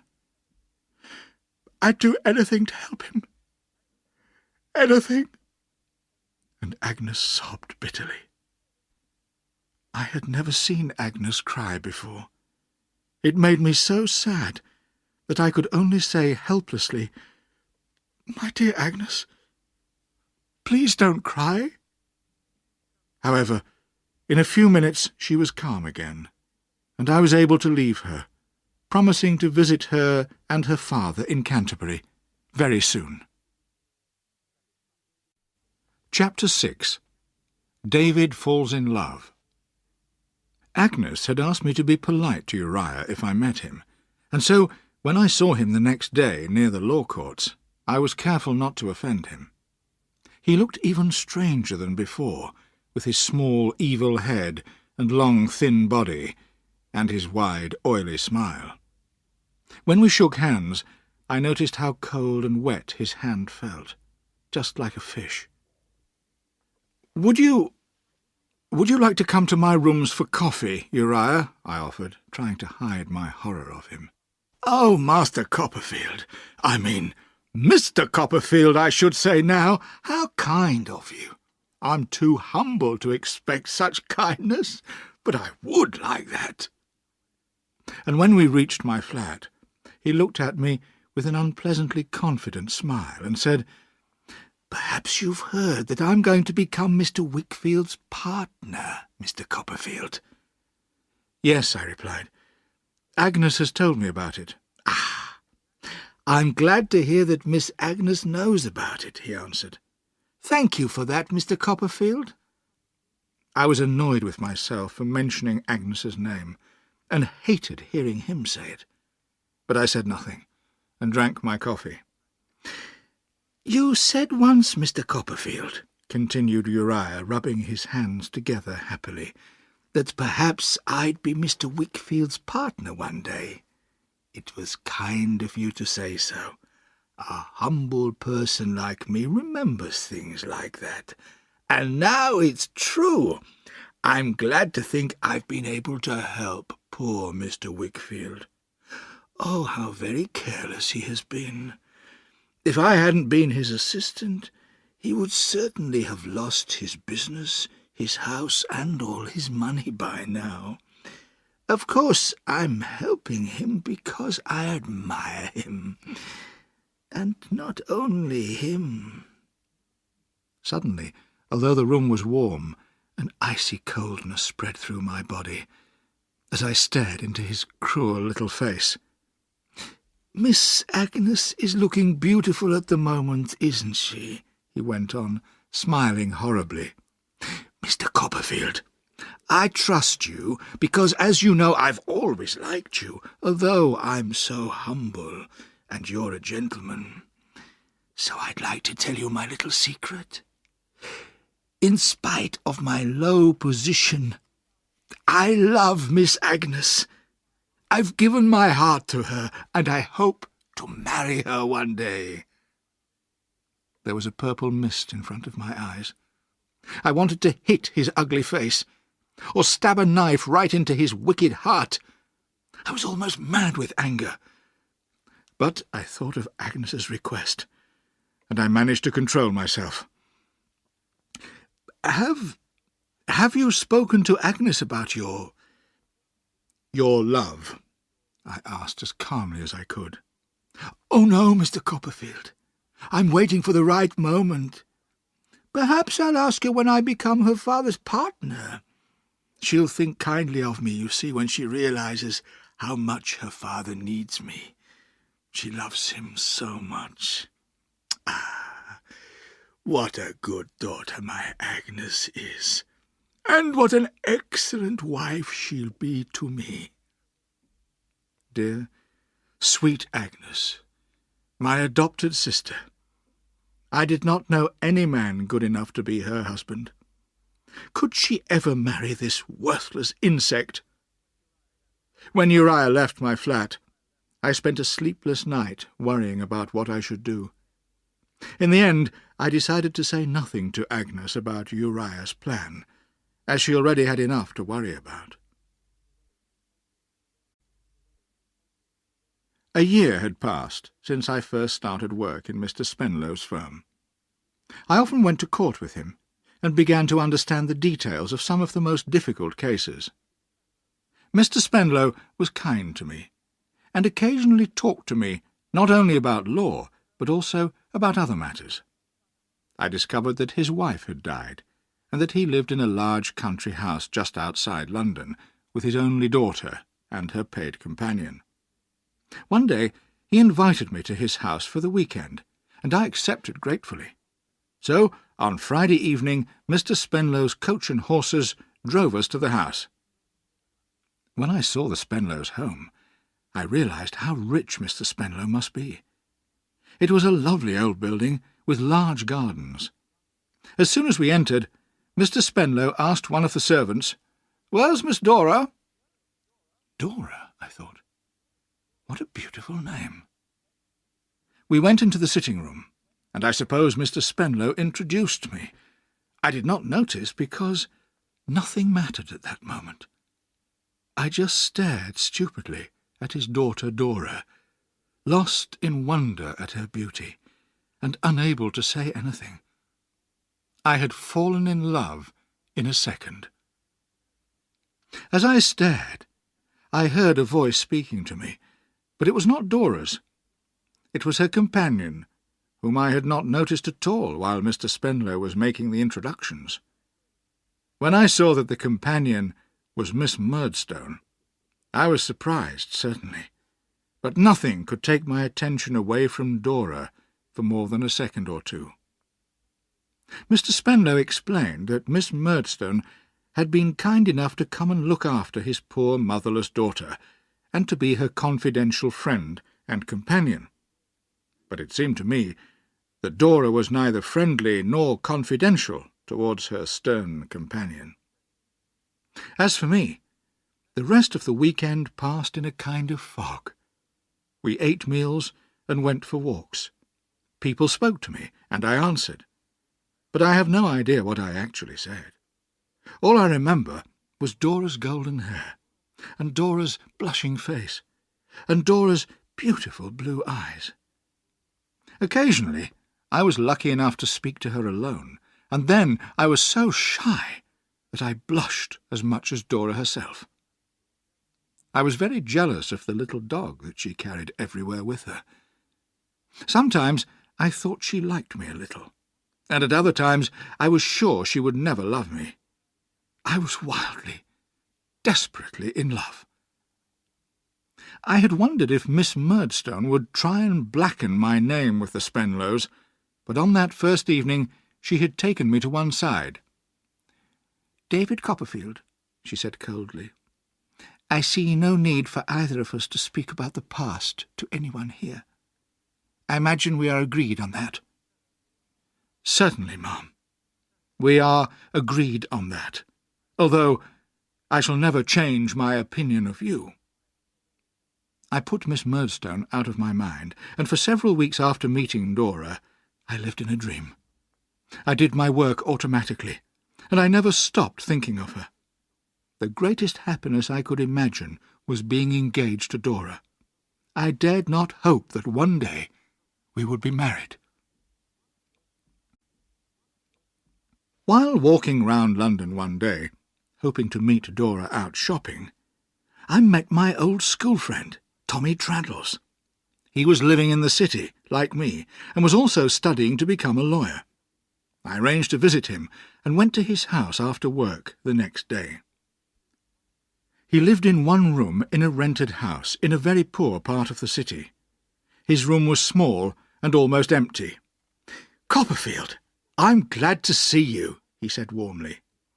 "You can see I haven't got much furniture, but I'm hoping to earn more money later, when I've finished my studies." "Didn't you have a rich uncle, Traddles?" I asked. "Yes, but I've always been unlucky, you know. He decided he didn't like me, so he didn't leave me anything when he died. I'm really very poor, and I have to do several jobs to pay for my studies." Traddles looked surprisingly cheerful. "But I must tell you, Copperfield, as you're an old friend, that I'm engaged to a lovely girl who comes from a large family and lives in Devon." I was thinking of Dora as I shook hands with him and congratulated him enthusiastically. "Will you get married soon?" I asked. "No.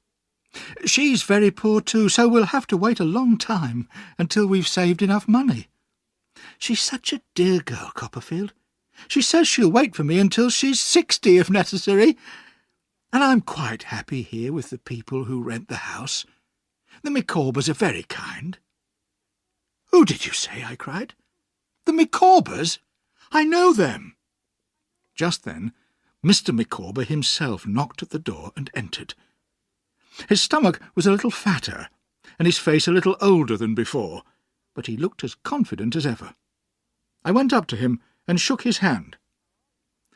"How are you, Mr. Micawber?" I asked. "Do you remember me?" "Is it possible? Can it be? Have I the pleasure of seeing my old friend Copperfield again?" he replied, a smile spreading over his large face.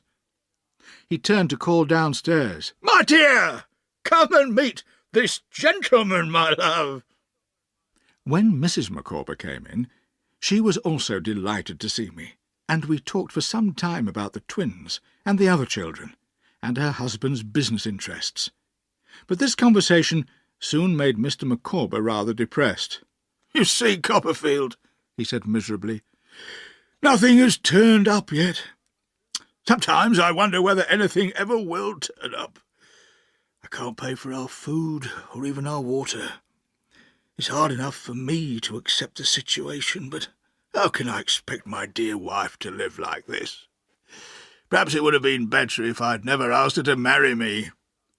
He put his head in his hands. "Micawber!" cried his wife. "How can you say that? You know I've always loved and admired you, and always will love and admire you, my dear husband." And they fell into each other's arms, sobbing on each other's shoulders. In a few moments they had both dried their eyes and looked quite cheerful again. I realized that the Micawbers had not changed at all, but this quick change of mood was rather a surprise for Traddles. Before I left, I made sure I had a word in private with my old school friend. "Traddles," I whispered, "take my advice. Don't lend Mr. Micawber any money. He's got a lot of debts." Traddles looked uncomfortable. "Thank you, Copperfield," he whispered in reply, "but I've already lent him some. I don't know whether he'll give it back. You know how unlucky I am." When I got back to my rooms, I found Steerforth waiting for me there.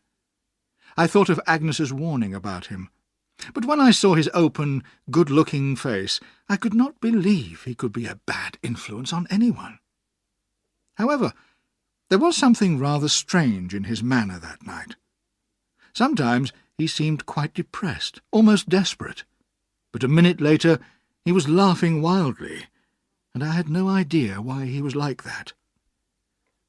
"I've just been to Yarmouth, David," he told me. "Oh," I replied. "You've seen the Peggotty family, I expect."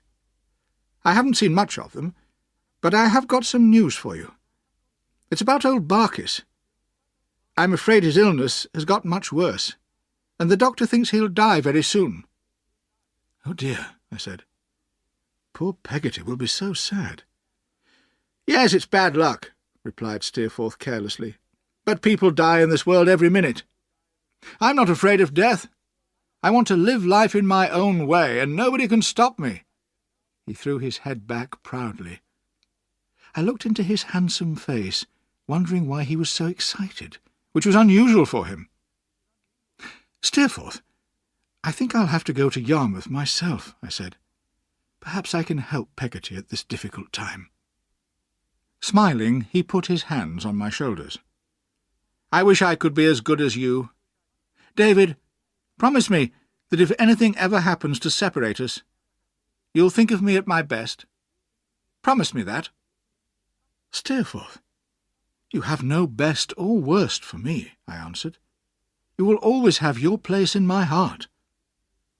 And as he turned to go, he gave me his hand and smiled in his old friendly way. That is how I like to remember him, now that I shall never touch his hand again, or see him smile. When I arrived in Yarmouth, I went straight to Barkis's house. In the sitting-room I found Daniel, Ham, and Emily. Ham was standing by the door, while Emily was sobbing in Daniel's arms. None of them seemed surprised to see me. "Emily's very young, Master David," explained Daniel. "It's hard for her to accept death. That's why she's crying. Now, cheer up, Emily, my dear. Ham has come to take you home." "What's that?" He bent his grey head down to hear her whispered reply. "You want to stay here with your old uncle? But you should go with Ham. He'll be your husband soon." "That's all right," said Ham. "If it makes Emily happy, it'll make me happy. I'll go home alone." He went over to Emily and gave her a gentle kiss. She seemed to turn away from him a little. As Ham went out, I went upstairs to see poor Barkis. He was lying unconscious in bed, looking very pale and ill. Peggotty was sitting beside him. She jumped up and took me delightedly in her arms, just as she used to do. Then she turned to her husband. "Barkis, my dear," she said almost cheerfully, "here's Master David, who brought us together, you remember? He carried your messages for you. Can you speak to him?" Barkis lay silently there, not moving. We sat beside him all through that long night. In the early morning he suddenly opened his eyes, reached out his hand to me, and said clearly, with a pleasant smile, "Barkis is willing." And then he closed his eyes and died. "He was a good man," said Peggotty, with tears in her eyes. "I shall miss him." I was able to help Peggotty with the arrangements for the funeral. Barkis was buried in Blunderstone churchyard, close to my mother and little brother. We discovered that Barkis had saved quite a lot of money, which he left to Peggotty and Daniel, so I knew that Peggotty would not need to work in future. On the day before the funeral, we all arranged to meet at the old boat. It was my last evening in Yarmouth, as I was returning to London the following day. When I arrived, I was surprised to see that Ham and Emily were not there. Peggotty was feeling more cheerful now, and Daniel was talking to her. Just then, Ham came to the door. "Master David, come outside a minute, would you?" he asked. I stepped outside, and Ham shut the door carefully. It was raining heavily, and as we stood on the lonely beach, I noticed how very pale Ham's face was. "Ham," I cried, "what's the matter?" "Master David," he sobbed wildly.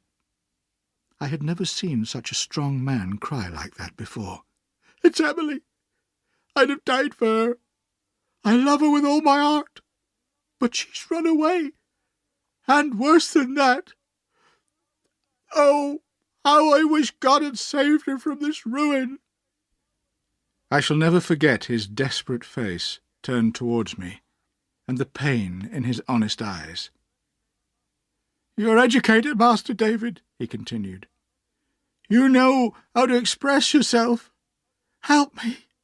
How can I ever explain to him in there? He loves her even more than I do." I saw the door open, and tried to stop Ham speaking, but it was too late.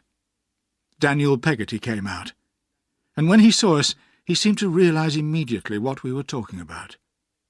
The expression on his face changed in a moment, and he pulled us both back inside. I found myself with a letter in my hand, which Ham had given me. "Read it, sir," said Daniel, his face pale and trembling, and his eyes wild. "Read it slowly, please." The room was completely silent as I read aloud, "Dear Ham, please, please forgive me for running away and leaving you. When you see this, I'll be far away. I shall never return to my dear home unless he marries me and brings me back as a lady. Oh, I am so sorry, and so ashamed. I know this will break your heart, but believe me, I'm not good enough for you. I'm too wicked. Tell Uncle I'll always love him, even if he can never love me again. And I'll always think of you, dear Ham, even if you hate me for what I've done. Forgive me, and goodbye. Emily." Daniel did not move for a long time after I had finished reading.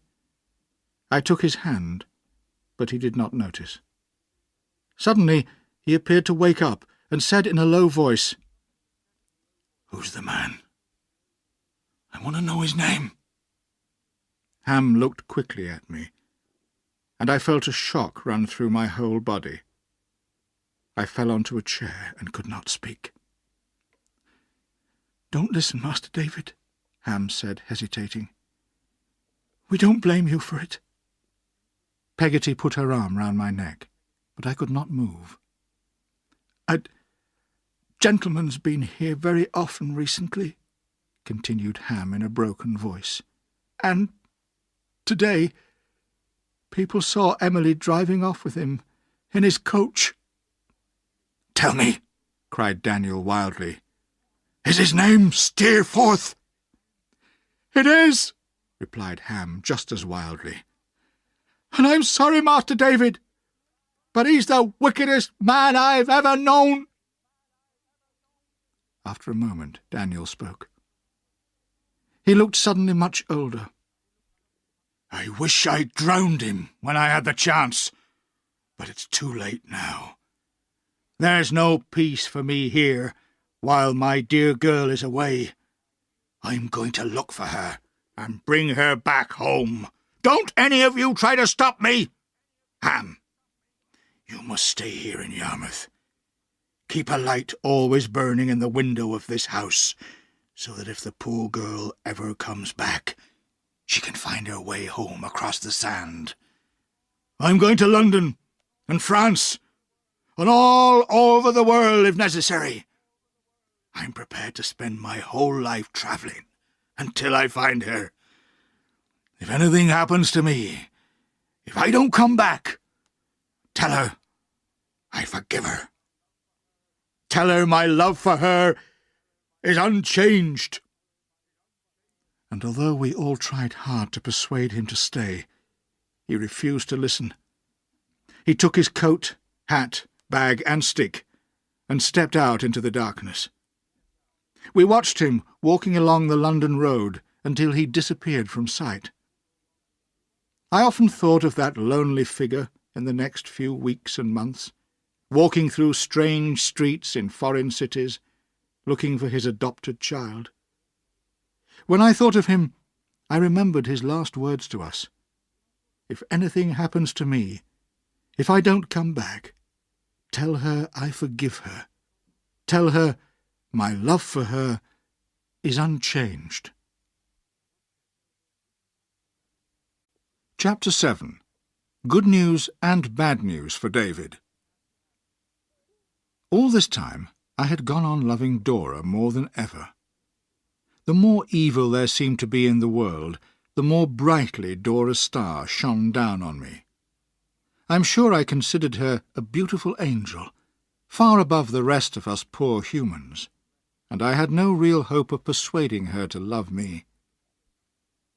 Peggotty had come to London with me, as she was feeling rather lonely after Barkis's death and Daniel's departure, and I could not stop myself telling her all about Dora.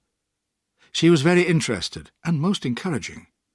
"The young lady should be very proud to have such a handsome, intelligent young man as you, Master David," she cried, "and I am sure her father will be delighted to accept you as her husband." But I could not share her hopeful view of the situation. However, a wonderful thing happened. During a long conversation with Mr. Spenlow in the office, he mentioned that it was Dora's birthday the following week, and invited me to a picnic to celebrate it. As soon as I heard this, I went completely mad and could not think at all clearly. In the next week, I bought expensive new clothes and boots, and arranged to hire a handsome white horse. On the day of the picnic, I got up at 6 in the morning and went to Covent Garden Market to buy the freshest and most beautiful flowers for Dora, and by 10 o'clock I was riding towards the Spenlows' house. How lovely Dora looked, in her sky-blue dress and white hat, when I met her in the garden in front of the house. And when she accepted my flowers with delight, I almost thought I would die of happiness. "You'll be glad to hear, Mr. Copperfield," she said, smiling prettily, "that cross Miss Murdstone isn't here. She'll be away for at least 3 weeks. Instead, I have my dear friend Miss Julia Mills here with me." Sitting next to Dora was a young lady I had not noticed before. Although she was only about 20, she looked very calm and wise. I later discovered that she had had an unhappy experience in love, and had decided never again to become personally involved in matters of the heart. "How delightful for you," I answered, blushing, as I always did when I spoke to Dora. "And everything that is delightful to you is delightful to me, Miss Spenlow." Miss Mills said nothing, but smiled kindly on us both. To get to the picnic place, which was some way from the house, Mr. Spenlow, Dora, and Miss Mills drove in an open carriage, while I rode by their side on my handsome white horse. I shall never have such a ride again. Dora sat with her back to the horses, looking towards me, and holding my flowers close to her sweet face. Our eyes often met, and I am surprised I did not fall off my horse. I did not notice the dust, or the road we were taking. Sometimes Mr. Spenlow spoke to me about the scenery, and I replied politely, but I cannot remember what I said. All I could see was Dora. I was very disappointed when we arrived to find that other guests had been invited. I was quite jealous even of the ladies, because they talked to Dora and took her away from me, but I hated all the men as soon as I saw them. There was a very unpleasant, talkative man with a red moustache, who insisted he knew all about preparing food, and soon had most of the young ladies round him. One of them was Dora. I felt that he was now my worst enemy. When we started eating, I saw to my horror that Red Moustache was sitting with a huge plate of chicken at Dora's feet. I could not think clearly, but I pretended to be cheerful. I sat with a young lady dressed in pink, and talked amusingly to her, and looked at her, and fetched her whatever she needed. Sometimes I looked over at Dora, and she looked back at me, but she had Red Moustache, and I had the young lady in pink.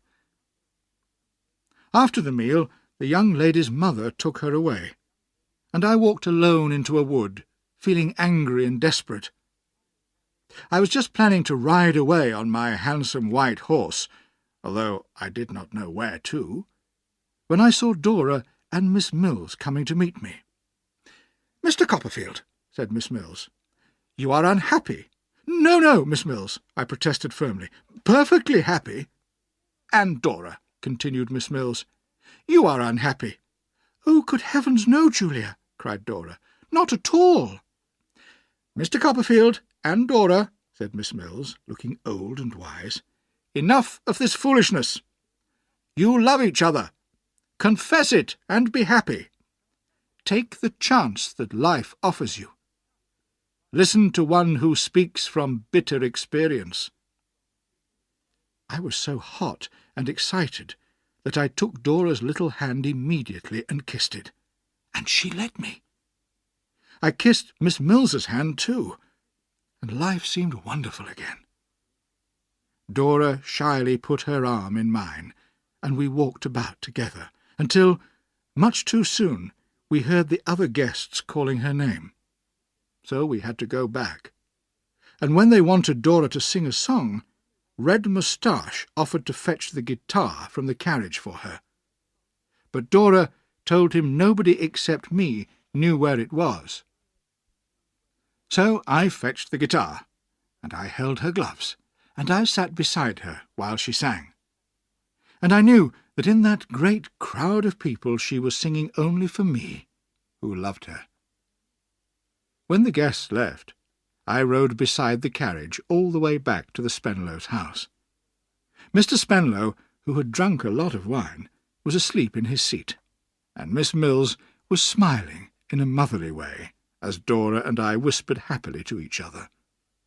Once Miss Mills called me to her side of the carriage. "Dora is coming to stay with me," she told me quietly, "the day after tomorrow. Perhaps you would like to visit us." "Miss Mills, how can I ever thank you?" I said. "What a friend you are, to Miss Spenlow and me." When we arrived at the Spenlows' house, I had to say good-bye to Dora and ride back to London. On the way, I remembered everything she had done or said 10,000 times. I decided I had to tell her I loved her as soon as possible, and ask whether she loved me too. It was the most important question in the world, and only Dora could give me the answer to it. So, 2 days later, I dressed in my finest clothes and went to the address Miss Mills had given me.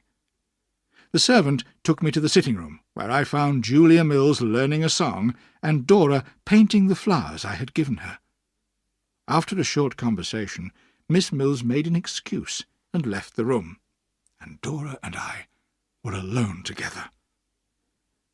"I hope your poor horse wasn't tired the other night," said Dora, raising her beautiful eyes to mine.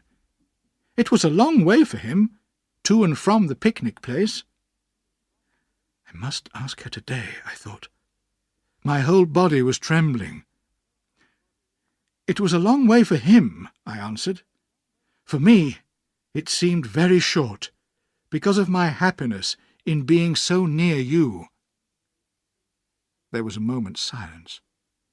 Then Dora said, "You didn't seem to care for that happiness earlier in the day, when you were sitting with the lady in pink. But I expect you don't mean what you say. And of course you're quite free to do whatever you like." I don't know how I did it.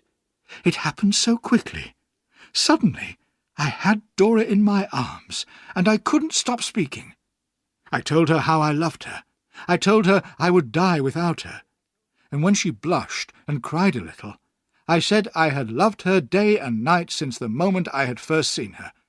I told her that nobody had ever loved or could ever love as much as I loved her. Somehow I found myself sitting quietly next to Dora on the sofa, holding her little hand. We were engaged. I suppose we realized that one day we would get married, but for the moment we were going to keep our engagement secret from Mr. Spenlow. When Miss Mills came in, she was delighted to hear our news, and promised to help us as much as possible. Now began one of the happiest times of my life. When I look back, I see how foolish I was, but how loving and sincere. I visited Dora every day, and I did not have time for anyone or anything else. But in the middle of my excitement I suddenly thought of Agnes, of her clear, calm eyes and her gentle face, and I sat down immediately to write to her and tell her all about Dora. I knew that as my adopted sister she would share my happiness, and I wanted her approval.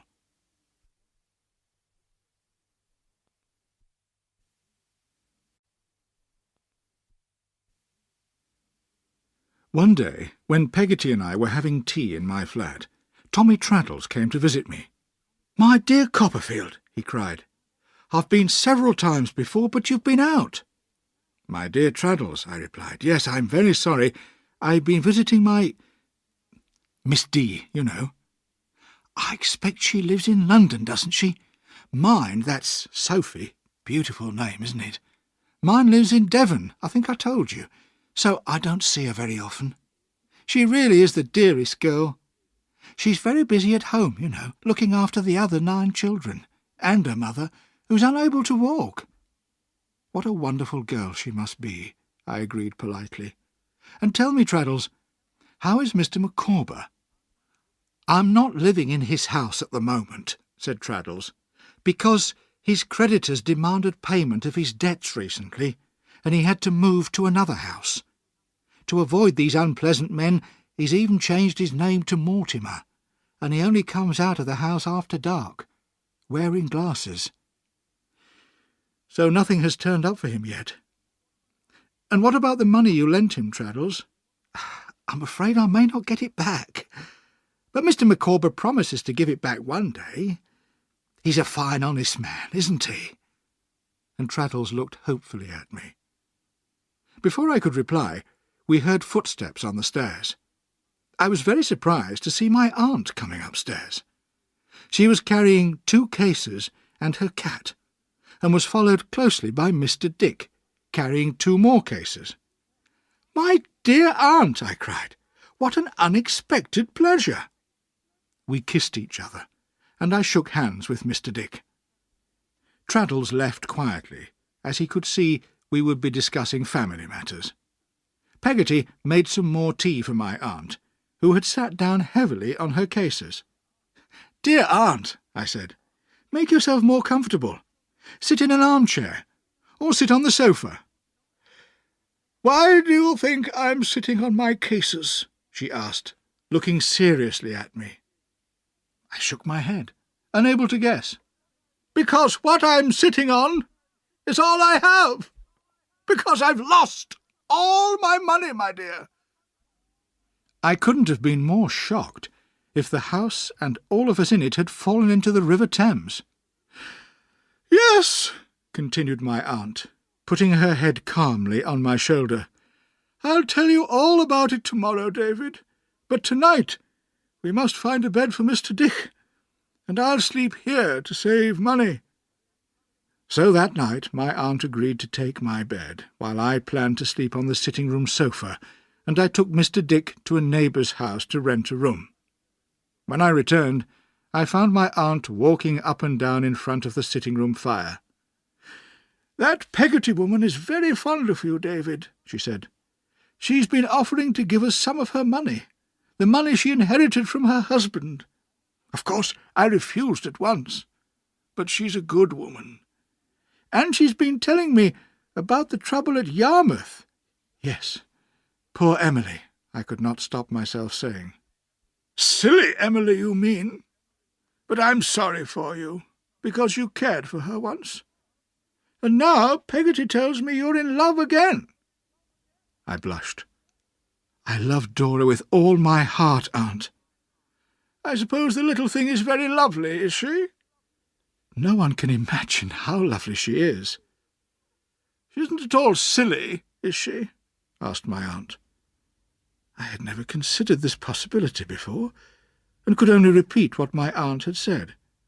"Silly, aunt?" Well, I only ask," replied my aunt gently. "David, you're very loving, like your poor mother, and you need a good, serious, sensible person to love." "Aunt, if you only knew how sensible Dora is," I replied. "Oh, David," she answered, Blind, blind, blind." This made me feel a little uncomfortable, but I was glad she knew my secret. I thought perhaps she was rather tired, so I said good night. She went to my bedroom, and I lay down on the sofa. How miserable I was that night. I knew I should be thinking of my poor aunt's situation, but I could not prevent myself from thinking of Dora. How could I marry her if I had no money, no expensive clothes to wear, no handsome white horse to ride, or flowers to give her? The next morning I got up early to have a walk in the fresh air, and on the way home a carriage stopped beside me, and Agnes Wickfield got out. I immediately felt better when I saw her beautiful, calm face smiling at me.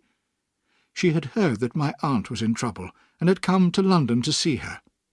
We walked together to my flat. "You know that Uriah Heep is my father's partner now," she said quietly. "His influence over my father is far too great. Father is much, much worse. He looks years older, and I'm afraid that, encouraged by Uriah, he drinks more than ever. Uriah and his old mother live with us now, so I can't always be with Father to protect him from whatever Uriah is planning. I just hope that love and truth will always be stronger than evil." I could not give her my opinion of Uriah, because by then we had arrived at the flat. My aunt was very pleased to see Agnes again, and made us sit down on the sofa next to Peggotty. "Now, let me explain to you all what happened to my money," said my aunt firmly. I was surprised to see that Agnes was pale and trembling. Betsy Trotwood continued. "I saved a lot of money over the years, and my lawyer, Mr. Wickfield, used to help me invest it in the right companies. But recently I thought he wasn't such a good lawyer as he used to be, so I decided to invest my money myself. What a lot of mistakes I made! Who knows where it's gone? In gold and foreign banks and so on. It's no good worrying about it, but I can tell you, there's nothing left."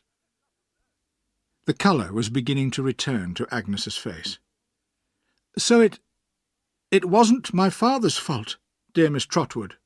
"Not at all, Agnes," said my aunt cheerfully. "Now, can any of you give me some advice?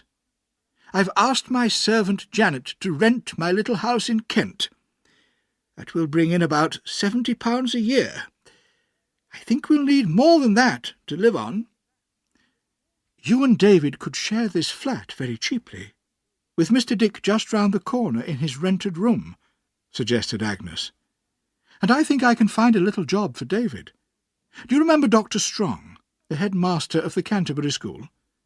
Now that he's retired and come to live in London, he needs a private secretary to work for him in the mornings and evenings at his house.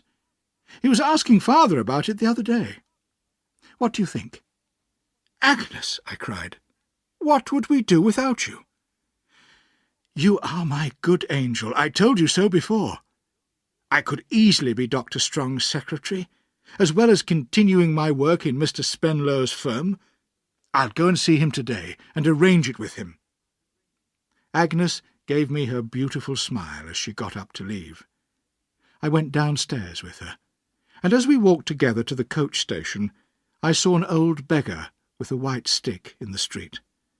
He was holding out his thin hand for money and crying, "Blind, blind, blind." It sounded like an echo of what my aunt had said the day before.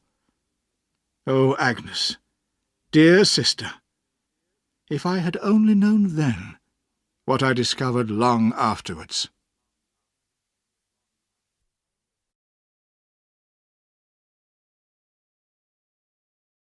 Chapter 8. David's New Life. With Agnes's encouragement, I felt much stronger, and no longer depressed. My life now had a purpose. I intended to work as hard as I could to help my aunt and to earn enough money to marry Dora. I got up every morning at 5 o'clock, walked to Dr. Strong's house on the other side of London, worked with him for 2 hours every morning, and then walked back to Mr. Spenlow's office, where I spent most of the day in the law courts. Then I returned to Dr. Strong's for 2 or 3 more hours in the evening, and finally came home to my flat, where my aunt, Peggotty, and Mr. Dick would be waiting for me. I was glad to be able to tell my aunt that Dr. Strong would pay me £70 a year for my work. With that, and the rent from my aunt's house in Kent, we could live quite well, if we were careful. Because I was young and healthy, I did not mind hard work, and whenever I was tired, I told myself, "You're doing it for Dora," and that made me work even harder. When I met Traddles one day near the courts, I told him about my new situation, and he was very sympathetic. "But I have news for you too, Copperfield," he said. "The Micawbers are moving to Canterbury." "Oh, that means something must have turned up for them," I replied, interested. "Yes. Mr. Micawber is going to become assistant to someone called Uriah Heep, a partner in a firm of Canterbury lawyers." "Heep?" I cried in horror. "I know him. Why would Mr. Micawber want to work for him?" "Well, I do know that Heep has paid all Mr. Micawber's debts in London," answered Traddles. "The whole family is leaving tomorrow. They asked me to tell you." I wondered why Heep wanted Micawber to work for him, and I felt sure Uriah had some evil plan in his ugly head. The next day Peggotty was returning to Yarmouth to look after Ham while Daniel was away. After I had taken her to the coach station and said good-bye to her, I hurried to Miss Mills's house. I had not yet told Dora about the changes in my life, because I had not wanted to explain it all in a letter, but today she was visiting Julia Mills and was expecting me to come to tea. How happy and beautiful Dora looked when she met me in the sitting-room, and how shocked and miserable she looked when I asked her immediately, "Can you love a beggar, Dora?" My pretty little Dora. She had no idea what I meant. "Don't be silly, David," she cried. "What are you talking about?" "It's true, Dora, my love," I cried. "I've lost all my money. I'm a beggar." And I looked so serious that Dora was frightened and began to sob bitterly on my shoulder. "But I love you, Dora, and always will," I continued. "It doesn't matter if we are poor, because I'll work hard to buy our bread. We don't need much as long as we have each other. Tell me your heart is still mine, dear Dora." "Oh, yes," she cried. "Oh, yes, it's all yours. Only don't frighten me again. Don't talk of hard work and bread. I don't understand. I hardly ever eat bread." I loved her more than ever, but I felt she was not very practical. In a few moments, when she had stopped crying and was calmer, I tried again to make her understand. "My dearest, may I mention something?" "Oh, please don't be practical," begged Dora, tears coming to her lovely eyes. "It frightens me so much." "My dear one, if we work together and share our problems, it will make us and our love stronger." "But I'm not strong at all," she cried miserably. "Ask Julia. She'll tell you. I'm weak and foolish." "But if you thought sometimes, my sweet Dora, that you are engaged to a poor man, if you tried to see how your father manages the servants, or how much food costs in the markets,